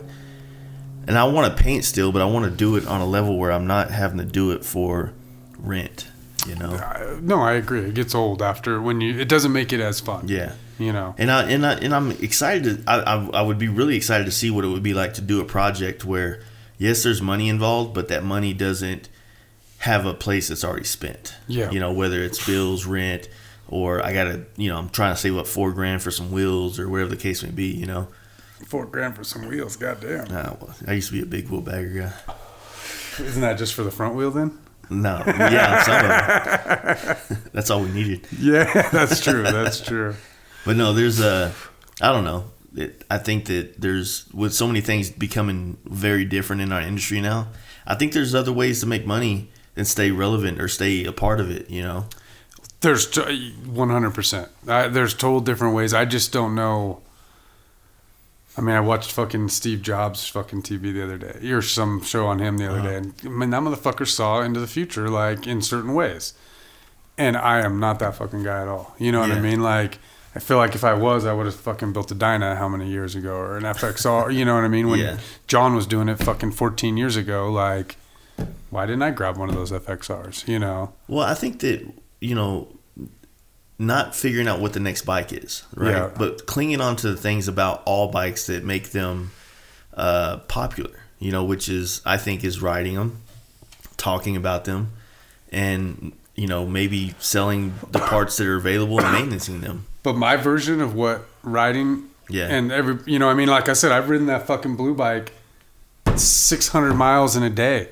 And every gas station I stop at, bet that fucking seat ain't comfortable. Bet you don't ride that far. You know, I mean, it's just my idea and somebody else's has always been askewed. Yeah. If there's a fucking pool that's 10 feet around, you know, and that's all the bikers in the fucking America, I have the golf ball sized fucking people that I'm actually shooting for. You know what I mean? And so, which is fine in some ways, but it's not in, you know, being successfully wealthy.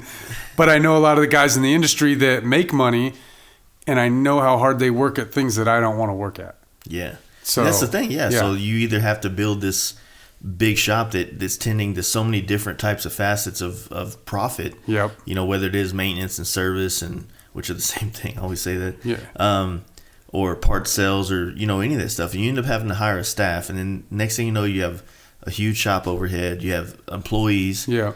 And you're at the mercy of those employees as to whether or not they're going to do quality work. Or you're doing it by yourself, and now you fucking got 10 fucking people stacked up. Yeah. Yeah. So it's really like a game of life, man. Like figuring out the right way for you as a person, because some people just work better on that constant grind, like that constant hustle grind. Yeah.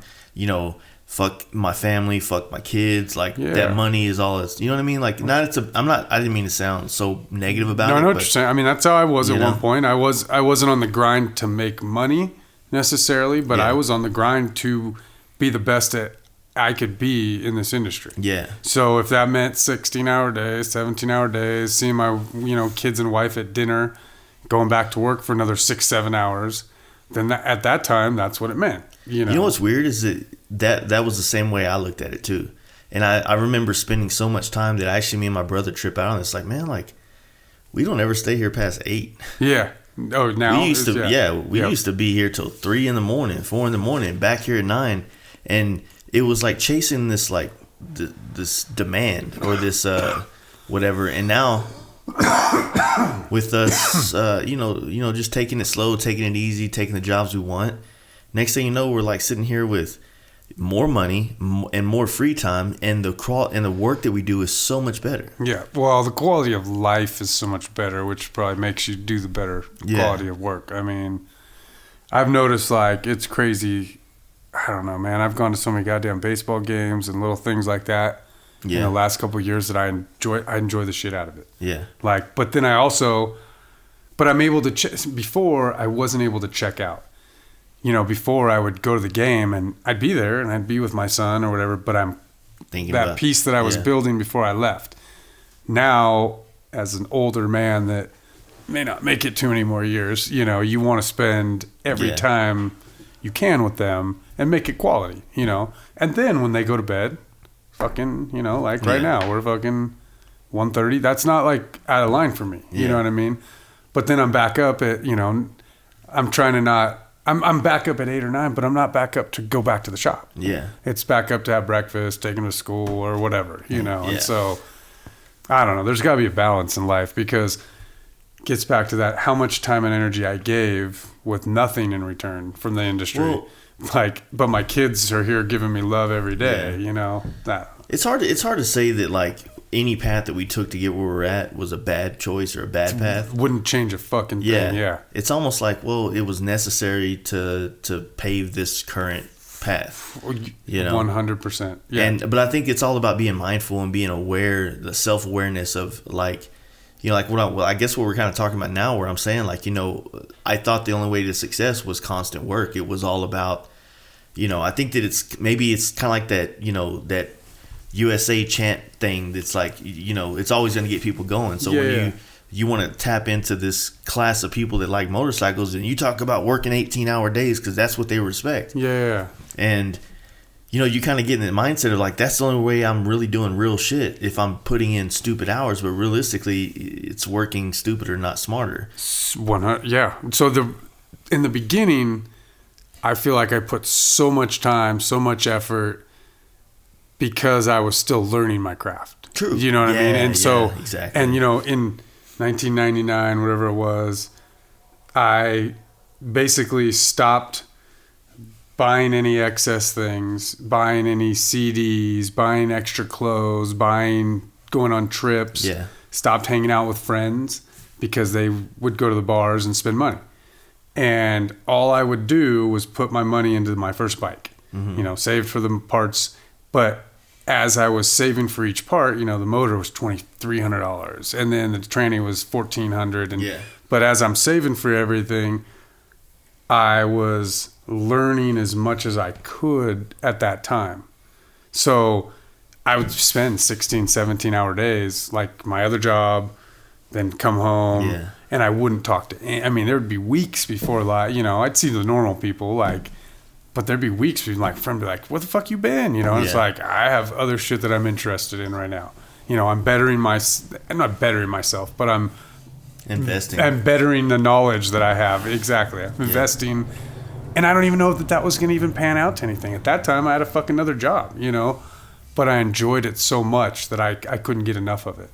And so that's the same thing for me too, man. Yeah. I think that I started into it because I saw it as a way to make a living. Yep. And still be creative, which is kind of like, I guess, the most sought after thing that people look for in any kind of career is just, something that gives you self-worth, I guess you'd say. Yeah, dude, exactly. Without that in a job, I think it's a lot of the start of the human mind problems. Like, for real, yeah. That's just me. I don't know shit though. Like, I actually agree. Like, I feel like the more people I talk to that don't have a creative outlet, whether it's a hobby outside of their job, or everybody's different. So like, someone that just has a job, they go to that work, they hate it, they don't feel creative, they don't feel valued, they don't feel a lot of things, and then they just take that anxiety or that depression and bring it home and then apply nothing, and the next thing you know, it's just that same cycle every day. Dude, I got family members that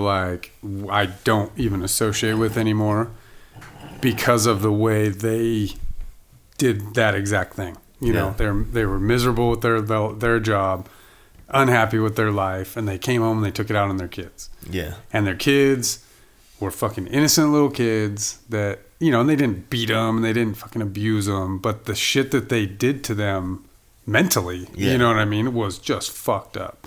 And to me, it's just, I don't know, it's just it's a ridiculous way to live. Yeah. Like, there's so many fucking different jobs and different outlets in this country, just the country, not even the world. Yeah. That if you're unhappy, move. Mm-hmm. And I don't mean move fucking from city to city. Like, if you're unhappy, move your fucking self from the stagnant area that you're in. Yeah. You know what I mean? If you're stuck in the fucking ground, or try to be more self-aware of, how you structure your life. Like you said, before you gave up a lot of luxuries or the fun things to, create something you wanted. Same thing. It's like if you're in a bad situation work-wise, it's not realistic for you to just say, fuck it, I quit, right? Because you probably have some type of responsibilities to take care of. So go back and look at how you spend and how you live and start readdressing that and seeing if you can cut costs there so that maybe you can afford to leave this job and go to something less more creative or more whatever the case may be. Yep, that you're gonna enjoy and shit. Don't just make an excuse. Well, I can't afford to leave here, so I'm stuck here. I'm forever. just gonna stay here forever. Yeah, well, that's because you enjoy your direct TV more than anything. 100%. That is, I know I've heard this on like fucking Joe Rogan or something before, but that's like the biggest thing is you get all these possessions and you get all these things that you're used to and you want, and that's why you stay in the lifestyle you're at. Yeah. You know what I mean? And you see a lot of these people that give up all those things and they're more happy. You know what I mean? You saw like our spread last time. We had 10 acres. We had the shop on the side. I had we had a lot of cool shit, but there was way excess. You know what I mean? Like, I can't do everything all the time. Yeah. Like, it's so much nicer to have it's not smaller, but like the house and the shop all in one spot.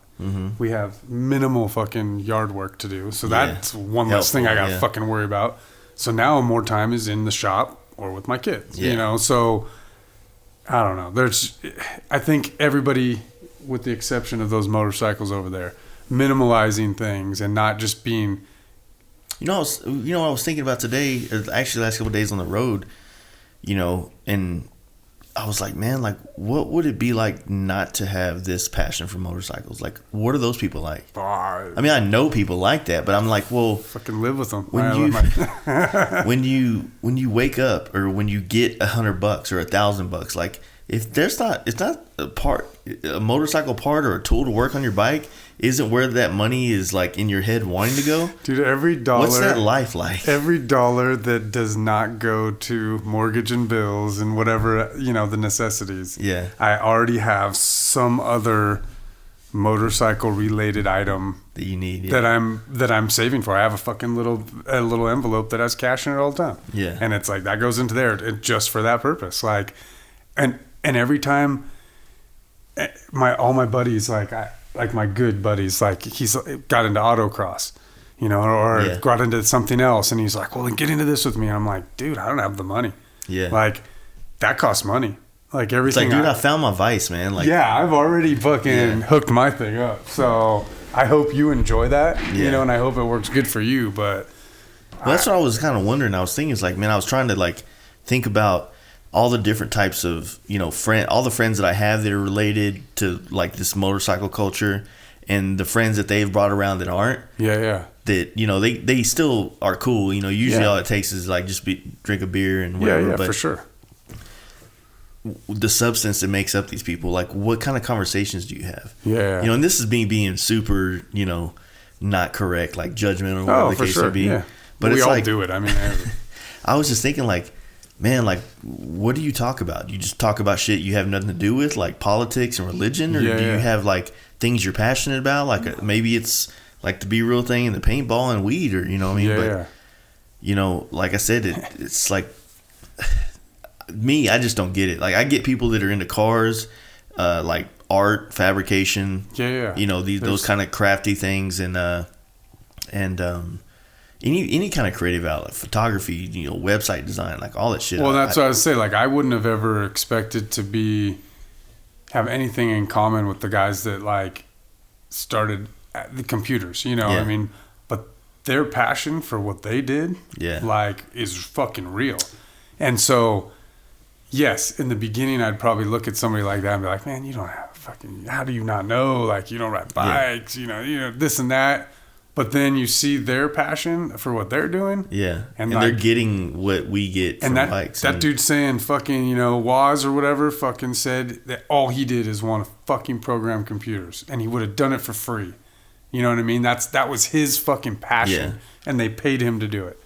So, yeah, I don't know how they live. I don't know what their fucking deal is. And I feel for them because they have no clue what motorcycles are like. But I understand they probably have something, like that. So, well, I think about myself and I think like, well, why is everything that I like related to motorcycles?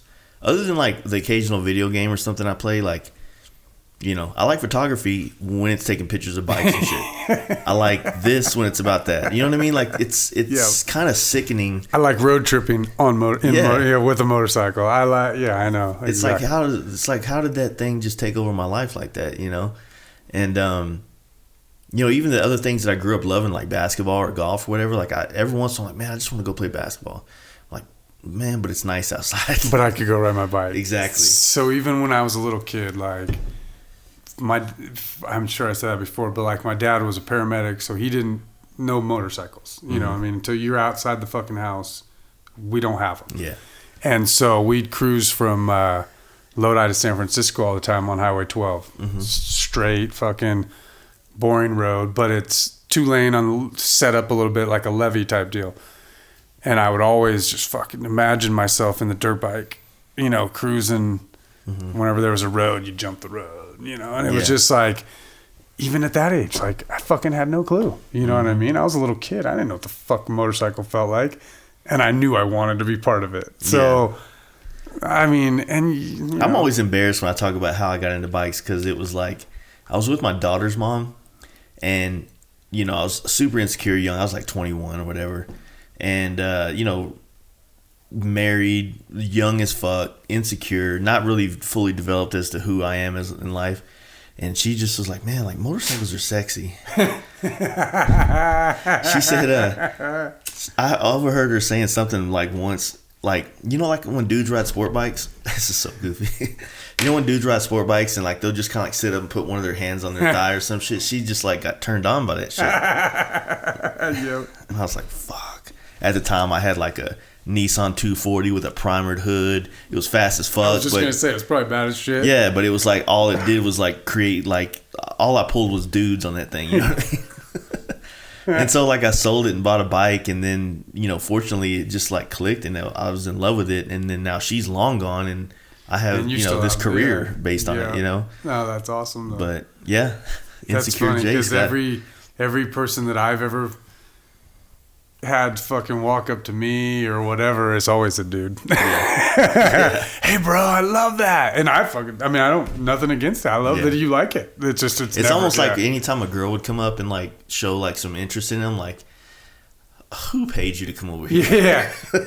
No, I'm the type. So there's the guy on the dyno with the the dyno bro or whatever that has the right uniform on. Yeah. He pulls up next to a carload of chicks. They all fucking want, Yeah. Ah, man. Guys like me and some of my friends pull up on next to a carload of chicks and they all turn the other way. Like and don't fucking drive away.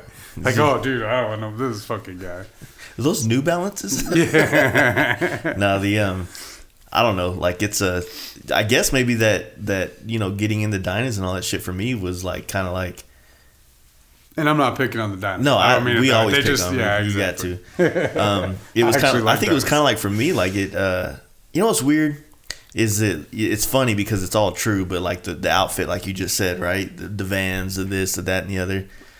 For the most part, I kind of wore all that shit except for the Vans. But I used to always wear like expensive ass like Air Max Nikes. Oh, nice. And then you ride them and fuck them up. Yeah, and then it got to a point where I was like, man, like those Vans are $40, dude. Yeah. And so now it's a financial decision to downgrade the Vans for me. Well, I laugh because that's just, I never felt like a biker. Yeah. So I never wore boots riding. I don't You know like what I boots mean? riding. I never wore the fucking vest. I just never had the right attire. I Yeah. came from motocross. When you were done riding motocross, you put your fucking DCs or your Vans. Yeah. And you had your motocross gloves. You know what I mean? And so I didn't know any different. You know what I mean? I wasn't the tassel. Yeah. You know, the sleeveless guy. I fucking boots are cool, but I don't even wear them when I work. Like, they have their purpose for some people. I just don't like them.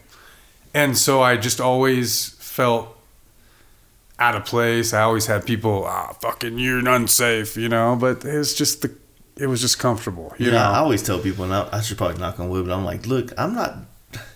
They say, what is it, dress for the slide, not the ride, or some shit like that. 100%. Like I agree with that statement, but I don't. You know, Yeah, I mean, like, I dress my head for the slide. You know what I mean? I will put the best fucking full-faced helmet on. Yeah. Isn't it funny how the dudes that are saying that always like either wear novelty helmets or don't wear helmets? Or no helmets and shit. And they just got a bunch of leather on. Like, what are you going to do on your face, dude? Dude, I'd rather take the arm rash than the face rash. Now, don't get me wrong. The arm rash and fucking butt rash ain't any good, but... Yeah, it's always funny, man. Like, it's all good. It's the same shit. Just now we have the internet. People do it on there. It's like talk shit about, oh, you don't fucking, you shouldn't be dressing like that riding a bike. You should, my buddy Scott from Simpson always tells me all the fucking people that comment when he reposts like somebody doing wheelies. Yeah, oh yeah. He's like, man, they get mad saying that we're supposed to be promoting safety and safe riding and all this kind of shit. Yeah. And it's like, they're also promoting a lifestyle. Yeah. So if they don't promote that lifestyle, they're just going to be a fucking another helmet. It'll be a Exactly. fucking, Vega or some shit. Thank you. You know what I mean? Like the naked, like look at the naked wheel. Yeah. Yeah. What they're doing is totally unsafe and totally fucking retarded. Yep. Not like in a bad way. It's just, I don't want to fall, but I've done a lot of stupid shit that most people are like, what the fuck are you thinking? Well, it's entertainment though. To me, he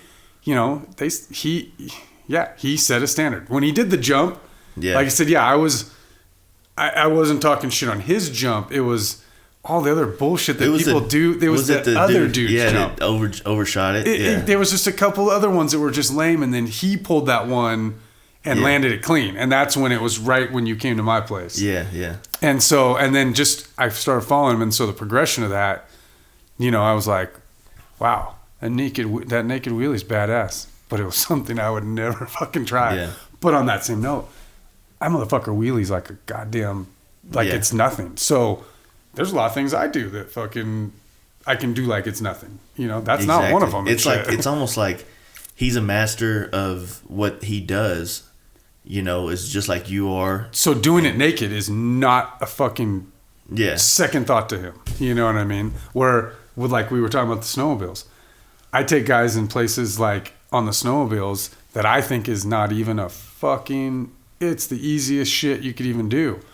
And I turn around and they're flipping back over or stuck or, and so if I did it naked, fucking would it be, would it be better? Yeah. That's what I mean. So snow's obviously better to fall on than the ground, but, It's kind of like cheating. Yeah, exactly. But then look at all the stupid shit we did when we were in our 20s, Yeah, I just don't think that we had I don't know. I tell my brother this all the time, man. It's like, if not saying that I'm so old that I wish I would have grew up with social media, but my life would be different if I did. You know what I mean? Maybe for the worse in some areas. I'm glad I didn't grow up with social media. I have the ability to I think that my brother and some people have a hard time ever being satisfied in a relationship because they're so ingrained with the ability to quickly swipe a different direction and have some booty that night. Yeah. And I had to work for it. I had to get an outfit, dress up, and go out, save money, spend money on them. We didn't have Uber back then, so we had to not drink or take the. You know what I mean? There's just so many different things that and I'm content with one person. You know what I mean? So it's like, if I would have grew up with that much opportunity to just that's not just to give it up. Yeah, exactly. Yep. No, there's some good stuff about it, but then, dude, there's some shit that we did back in the day. If we could have just had a video on it. Well, I'm glad that we didn't, because there was some years, man, and I don't know how many stories, I can't remember many of the stories I told you back in the other one, but there was from 19 to 25, it could have gone any direction. You know what I mean? 24, something, whatever. I could have been in a federal prison for years. I could have died. I could have, a million. Dude, there's so many fucked up things. We had, I tell you about the dude that kicked the chick's head, that killed the hooker when I lived in Tahoe. It's got to be long. I had no part of it, so I can't get in trouble for talking about this. But I don't tell, this is goddamn, you can look it up. There's true facts. We can, Yeah. But being around these things is why I'm telling this story. Just being around them to the point where things could happen, know. But this is just a crazy one. So this fucking little dude, we're playing basketball over at the fucking rec center. We worked at the rental shop and the ski resort, and these two guys fucking rolled in from Oakland. Well, I'm from Stockton, so I can tell. Everyone else doesn't know, has no clue what these guys are about. I can tell the one dude's real cool, the other dude's a fucking piece of shit, Hopefully he's still in jail. I don't know, but anyway, no. Anyway,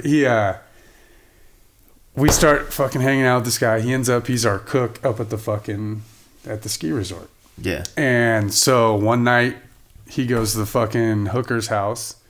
He comes out of the room. She's shuffling through the fucking, his pants.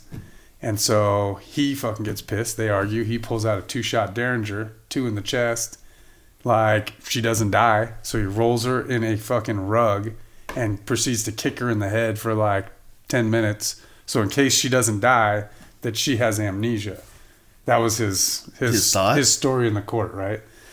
And so then after that, he leaves, goes to the bar.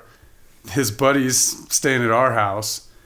The next night, he comes to our house for a party, because we have parties all the time, threatens 3 or 4 people their lives. He tells them about it, but then threatens their lives that if they tell anybody. But what he didn't realize is he's from Oakland. Like, you can do those things and get away with it. These motherfuckers in Incline, there's 5,000 people in that town. Yeah. You know what I mean? And, like, they threw out the reward. Fucking next day, that dude was swooped up, you know? Wow. So... I mean, and just being, just being around. Yeah, be around shit like that. Dude, I could tell. Yeah. Anyway, some of the stuff crazy. Some of the stuff is just so stupid that you were around it, but I felt like I had the common sense to get through it. Yeah, yeah. You know, but fuck, what an idiot, dude. Like, I don't know. We were doing dumb shit. Well, I mean, at the same time, did you even have any other kind of thing to pull you in a different direction, though? No, that was the thing. Like, we snowboarded. Fucking worked, you know what I mean? Yeah. I didn't have these. I fixed everybody's. What do you think it was like? I think we talked about it in this first one, but maybe it was once you were exposed to kind of like the industry or things like that. Did that inspire you to? So I always wanted to like fix things. You know, I always wanted to build things and fix things. Like whether it was Legos or my buddy's snowboards that would break or whatever it was. And so, I mean, it gets back to that. I always knew that I loved motorcycles, but I had no clue that I could do the two. You know what I mean? And then, I don't know if I mentioned that before, but the buddy that I snowmobiled with was like, I'm going to build a bike, you know? And I was like, what the fuck, dude? I don't, you know? And then that inspired me to go apeshit crazy on motorcycles. Like, oh, I know what dirt bikes are, and I know what street bikes are. And I like Harleys, but I don't like them that much. You know what I mean? Like, I love the motor, and I love the feeling and the power, but nothing that I saw I liked. I mean, I studied and shit, dude. I studied for a good 1.5 years before I even gave Jesse that fucking money that first time. Yeah. I mean, and $2,400 for a goddamn frame, like, you gotta be goddamn sure you're getting a good, you know what I mean? You're getting the right one. And so these fucking... that was the moment, you know, when he's like, you can build these things. That's what made me go apeshit, you know, and made me just get so crazy into, you know, I was already a mechanic. I was already fixing cars, like working on buses and whatever it was. Fixing, when something broke, we made the pieces to fix it, you know, but fucking motorcycles are badass. Well, it goes back to what I guess I didn't say it, but the, being exposed to something in one form or another is what helps people find those you know, inspiring things you want to try to learn how to do or whatever the case may be. So, you know, I knew how to paint and everything, and getting a job working in a motorcycle paint shop is what, you know, I'm sitting there sanding parts and I'm just like watching these dudes and I'm like, fuck, this looks cool. Holy shit, I'm here working at a place that does cool shit, so I can learn to do this shit too. Exactly. It just never clicked until I was exposed to that type of stuff. And well, I was a piece of shit too. Like I said, 19 to 24, like I had no interest in doing anything productive. You know what I mean? It was fucking selling drugs. It was being a waste of space, doing, you know, being around people that do you think like doing it for that long, you know, for those years, you just kind of like you were aware enough to like realize like this is going nowhere kind of thing? Oh, 100%. Like yeah. Halfway through it, I was aware. Like we used to hang out at the tattoo shop and I was working my other job, like, and then going to the tattoo shop afterwards and hanging out till like, you know, 8, 9, doing drugs, just fucking hanging out, being worthless. Yeah. And as I looked around, the only dudes that were like of any fucking substance there were the tattoo artists, because they're getting paid to be there. Yeah. All the other dudes are just fucking worthless pieces of shit. And over the couple years that I would do that, I mean, and this was after I was already a piece, you know, I mean, this is when I was already starting to be productive. Like, Yeah. but this is what we do in your free time. Like, and so it got to that point. That's when it was, you know, a year or so into that is when I found the motorcycles, and I stopped coming. I stopped going. And there's dudes that would like in and out, all sorts of bad shit happening. Even to this day, like bad things are happening to some of those guys. And there's still me and the one tattoo artist and the one other dude that had the job that was into cars. All three of us are all still talk to each other, and all still have families. Whatever doing well is, you're doing well. You know, I mean, they're all doing well. They're taking care of their families and enjoying life. You know, and so, and it was all the three of us that had some interest. There wasn't just, you know, the pieces of just shit. to be there to fill the But void. it took me a while to, you know, it was cool to hang out, dude. Like, get fucked up and hang out in the middle of the day. Like, see, I didn't, you know, I didn't have that when I was younger. So I just Well, good for you. I went straight into work. good. You know? Well, I mean, that was the thing. So we still work, but like, as soon as you were done with work, you just want to get fucked up, you know, and like, be super unproductive, you know. And yeah, and I guess that's the difference for me, because I would go to work and then I had the hobbies that I was chasing, whether it was the paint or the race car shit. yeah, or even the athletics and shit. Yeah, the sports so and stuff, it's like, yeah. you know, you go to work and then you check out and then you're working some more. And that, you know, necessary for me to, you know, be where I'm at. But now that I go to work, like we said, now I just have so much more free time to either, you know, do the stuff with the kids or the wife, but I enjoy going to have a beer with the friends. And not that there's anything wrong with it, man, but sometimes it's like, fuck, man, like I've just drank 8 days in a row, you know what I mean? Not drunk, No, I know what hammered, you're but saying, just, yeah. I had a beer today. Like, why did I have a beer? I didn't have to. Yeah. You know? But Yeah, but if it's not controlling you, I don't know. I think everybody needs something.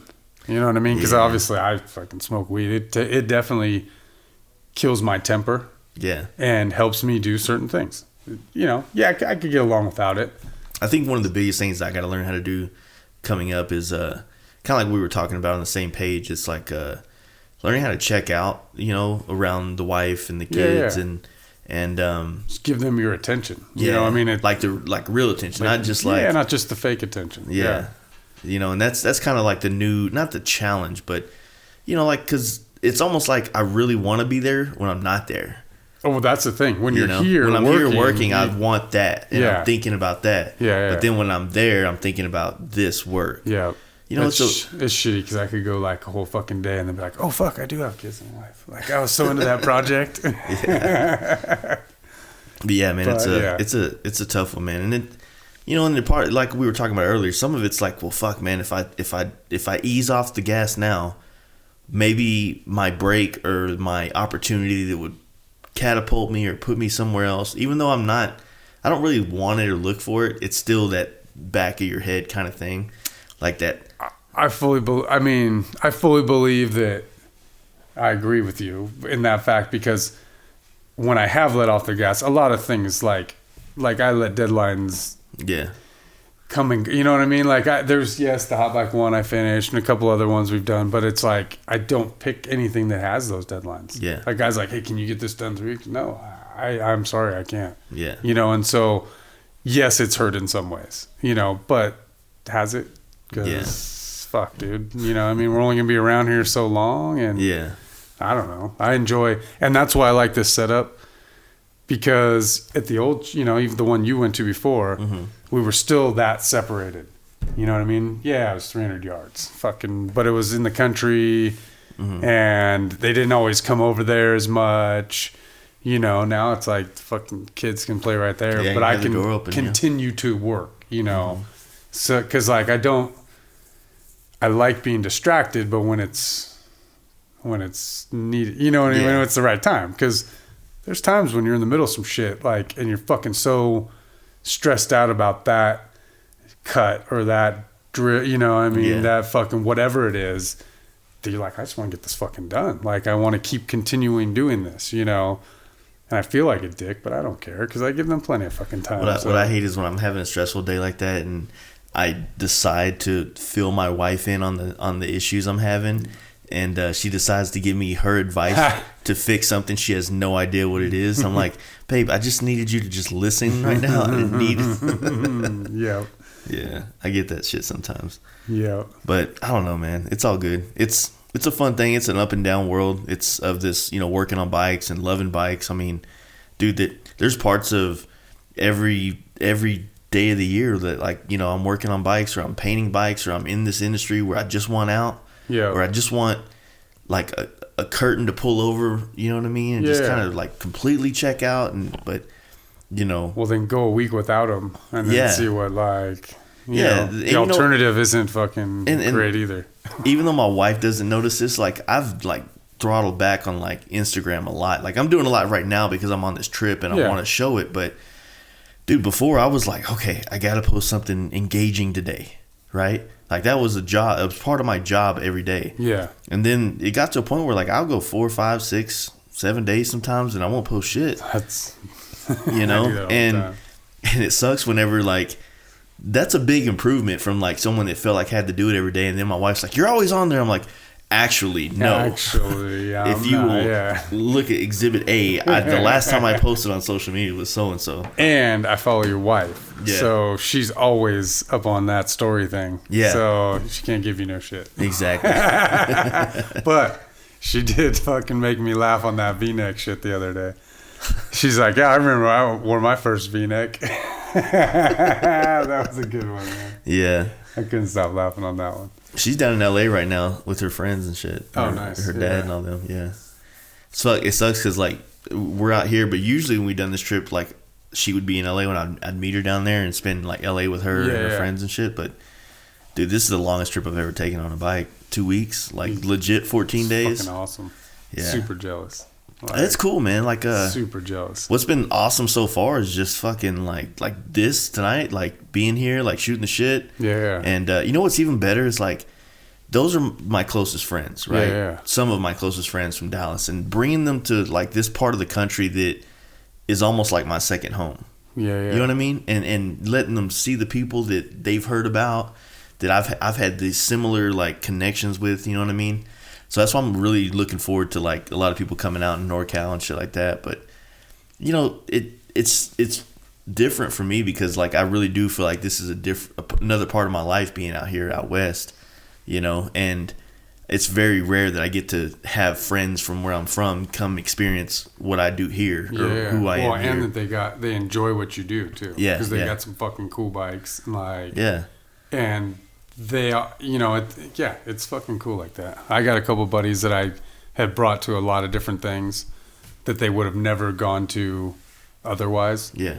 But I didn't do it because of that. I just did it because it was my fucking homies and we were doing cool shit together. Yeah. But, like, they got to see Sturgis in total different ways than anybody else would have. You know what I mean? Yeah, like, that's exactly for them. Like we rolled to the front of the lines and things. We did. I mean, it wasn't because we were trying to be. It's just they were like, hey, come to the front of this thing, or whatever it was, and they weren't used to it, and it's awesome to like get that, to do that stuff for people. Yeah, exactly. Kirk Taylor did that for me. Like in the very first time I went to Sturgis, and he didn't do it like, again, as a I'm cool, I'm gonna show this kid around. It was just wherever we went, we just fucking had cool fucking time. It had preferential treatment. And it was like, fuck, this is not the Sturgis that like that everybody else is experiencing. That everyone else is doing, where they're going to the bar, they're fucking doing their thing, and I was just like, this is fucking awesome. Yeah, we were having dinner while me and the guys, we were they were bringing it up because, with our buddy Matt's bike having the issues, so far it's been, I've been able to reach out to people that I know to get the problem solved or fixed, and they're seeing that and they're like, oh man, like, it's so awesome, your network and blah blah blah, and it's like, yeah, it's cool, hope that they still have some help for me if I need it. You know what I mean? But that's true. At the same time, it's cool to be able to help them. Really, realistically, this whole trip is like just, it's an experience for myself too, because I'm doing it with my friends, but even more, I'm getting to show them the shit that I found out that was pretty cool. Yeah. And allowing them to experience it the way they want to, you know what I mean, as well. Yeah. And, and just forcing yourself to do shit every night. Like, my buddy Cody back there is like, he's down to get drunk every night. And, nice. I'm gonna try to help him out with that. You know what I mean? I want him to have. I want each one of these dudes that like take this trip and like never forget it. Yeah. If they never do it again. Yeah. You know, because a lot of guys won't do 14 days. Yeah. Like that's a fucking trip, dude. It is. It's a tough one too, especially on a bike. I mean, you know your body, you know, on the bike. You know, when you guys your plan is, I mean, you're on the bike every day, basically. Yeah, we're on the bike every day until we get to LA. To Born Free, but then that's standing around at that fucking show is like tiring too. So we get to Born Free, or we get to LA on Thursday, and then we're gonna be coming in kind of late. Yeah. All day Friday, we want to go kind of sightsee and check shit out, you know. Sit in your hotel, probably. Yeah, but realistically, we don't have to do shit. I've been to some cool places in this country and just sat in a hotel because I was so fucking tired from riding for so many days. But yeah, man, I mean, it's cool. It's cool to do this, and you know, I don't know. It's almost like it's enough for me this year. Like though, like I really, you know, I was really planning on going to Sturgis, but I'm really on the fence with it right now. Yeah. And I know some of my buddies are probably going to listen to this and be like, "What, dude? We were supposed to go together." We're supposed to go. But I'm just, you know, I'm kind of looking at, you know, finances and some things I need to take care of. That's a pricey one too. Like I love Sturgis, but like to go stay anywhere, they fucking it's a couple grand. It's not super. You know, it's not the cost of that, because I mean, you know, you can go to Sturgis pretty cheap if you camp and do it that way. But true, but it's the time it's off. hot there. It's I like hot. fucking it's the showers. time off, and you know, I have a lot of projects right now, a lot of helmets, a lot of bikes that if I could just, you know, stay, you know, because what happens when you take these trips, you don't go back to work the next day and just start banging shit out. You got to ease back into that flow of doing work. And, you know, it might take a week for me to really get in the flow once I get back from this. Yeah. And then that leaves me 3 weeks before Sturgis. And I got 3 bikes for Sturgis, 3 Dynas, and then 4 or 5 helmets. Like, that's just a lot of work to try to bang out in 3 weeks. So, fuck yeah. Even though not all of them are for Sturgis, they're scheduled for this month, and I want to get them banged out this month. So it's I don't know. No, that's tough, man. 2 weeks is awesome though. You guys are seeing some good shit. So I don't think going to Sturgis is cool, but it's got its fucking downfalls, you know. Yeah, I don't know. It should be good. You still drinking? Y'all drink all the beer yet?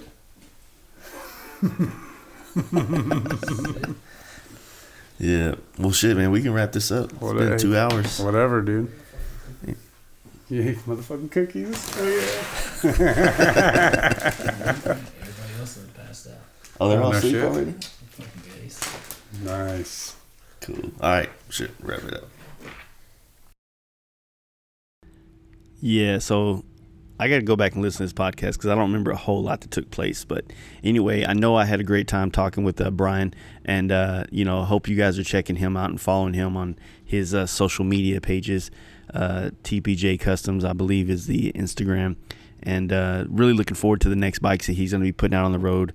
Really talented, really awesome guy. Really don't know how to stroke his ego any more than I'm doing right now. So thank you, Brian, once again. Also, you guys check out our sponsors, PaintHuffer.com, PaintHuffer Metal Flake on Instagram, and you can use that Fast Life code for 15% off at checkout. So use that and save yourself some money. Also want to thank Dream Rides John at Instagram and TeamDreamRides.com, as well as you can use a Fast Life code at checkout for 10% off, all one word. Mark at Texas Performance MC, TexasPerformanceMC.com as well. Cedar Park, Texas, if you're in the Texas area. Give Kevin a call at 909-478-7788 to talk about all your suspension needs and wants. BigBearPerformance.com and Big Bear Choppers on Instagram.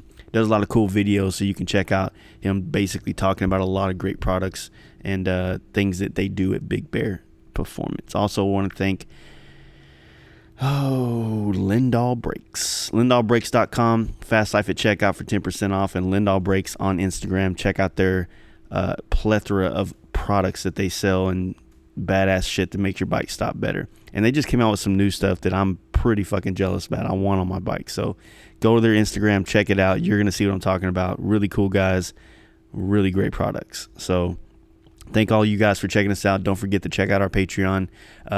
On our website, fastlifegarage.com, front page, you can click the the link right there, take you right to the page, and you can pledge $1, $5, $10, whatever you want to do. We've got dudes doing $50, and you guys rock. Thank you so much. Hope you never stop doing it because it'll hurt us. But anyway, you guys, thank you, and we'll see you back in July with the ration supply. Yeah, that's next. So you guys kick ass. Have a good weekend.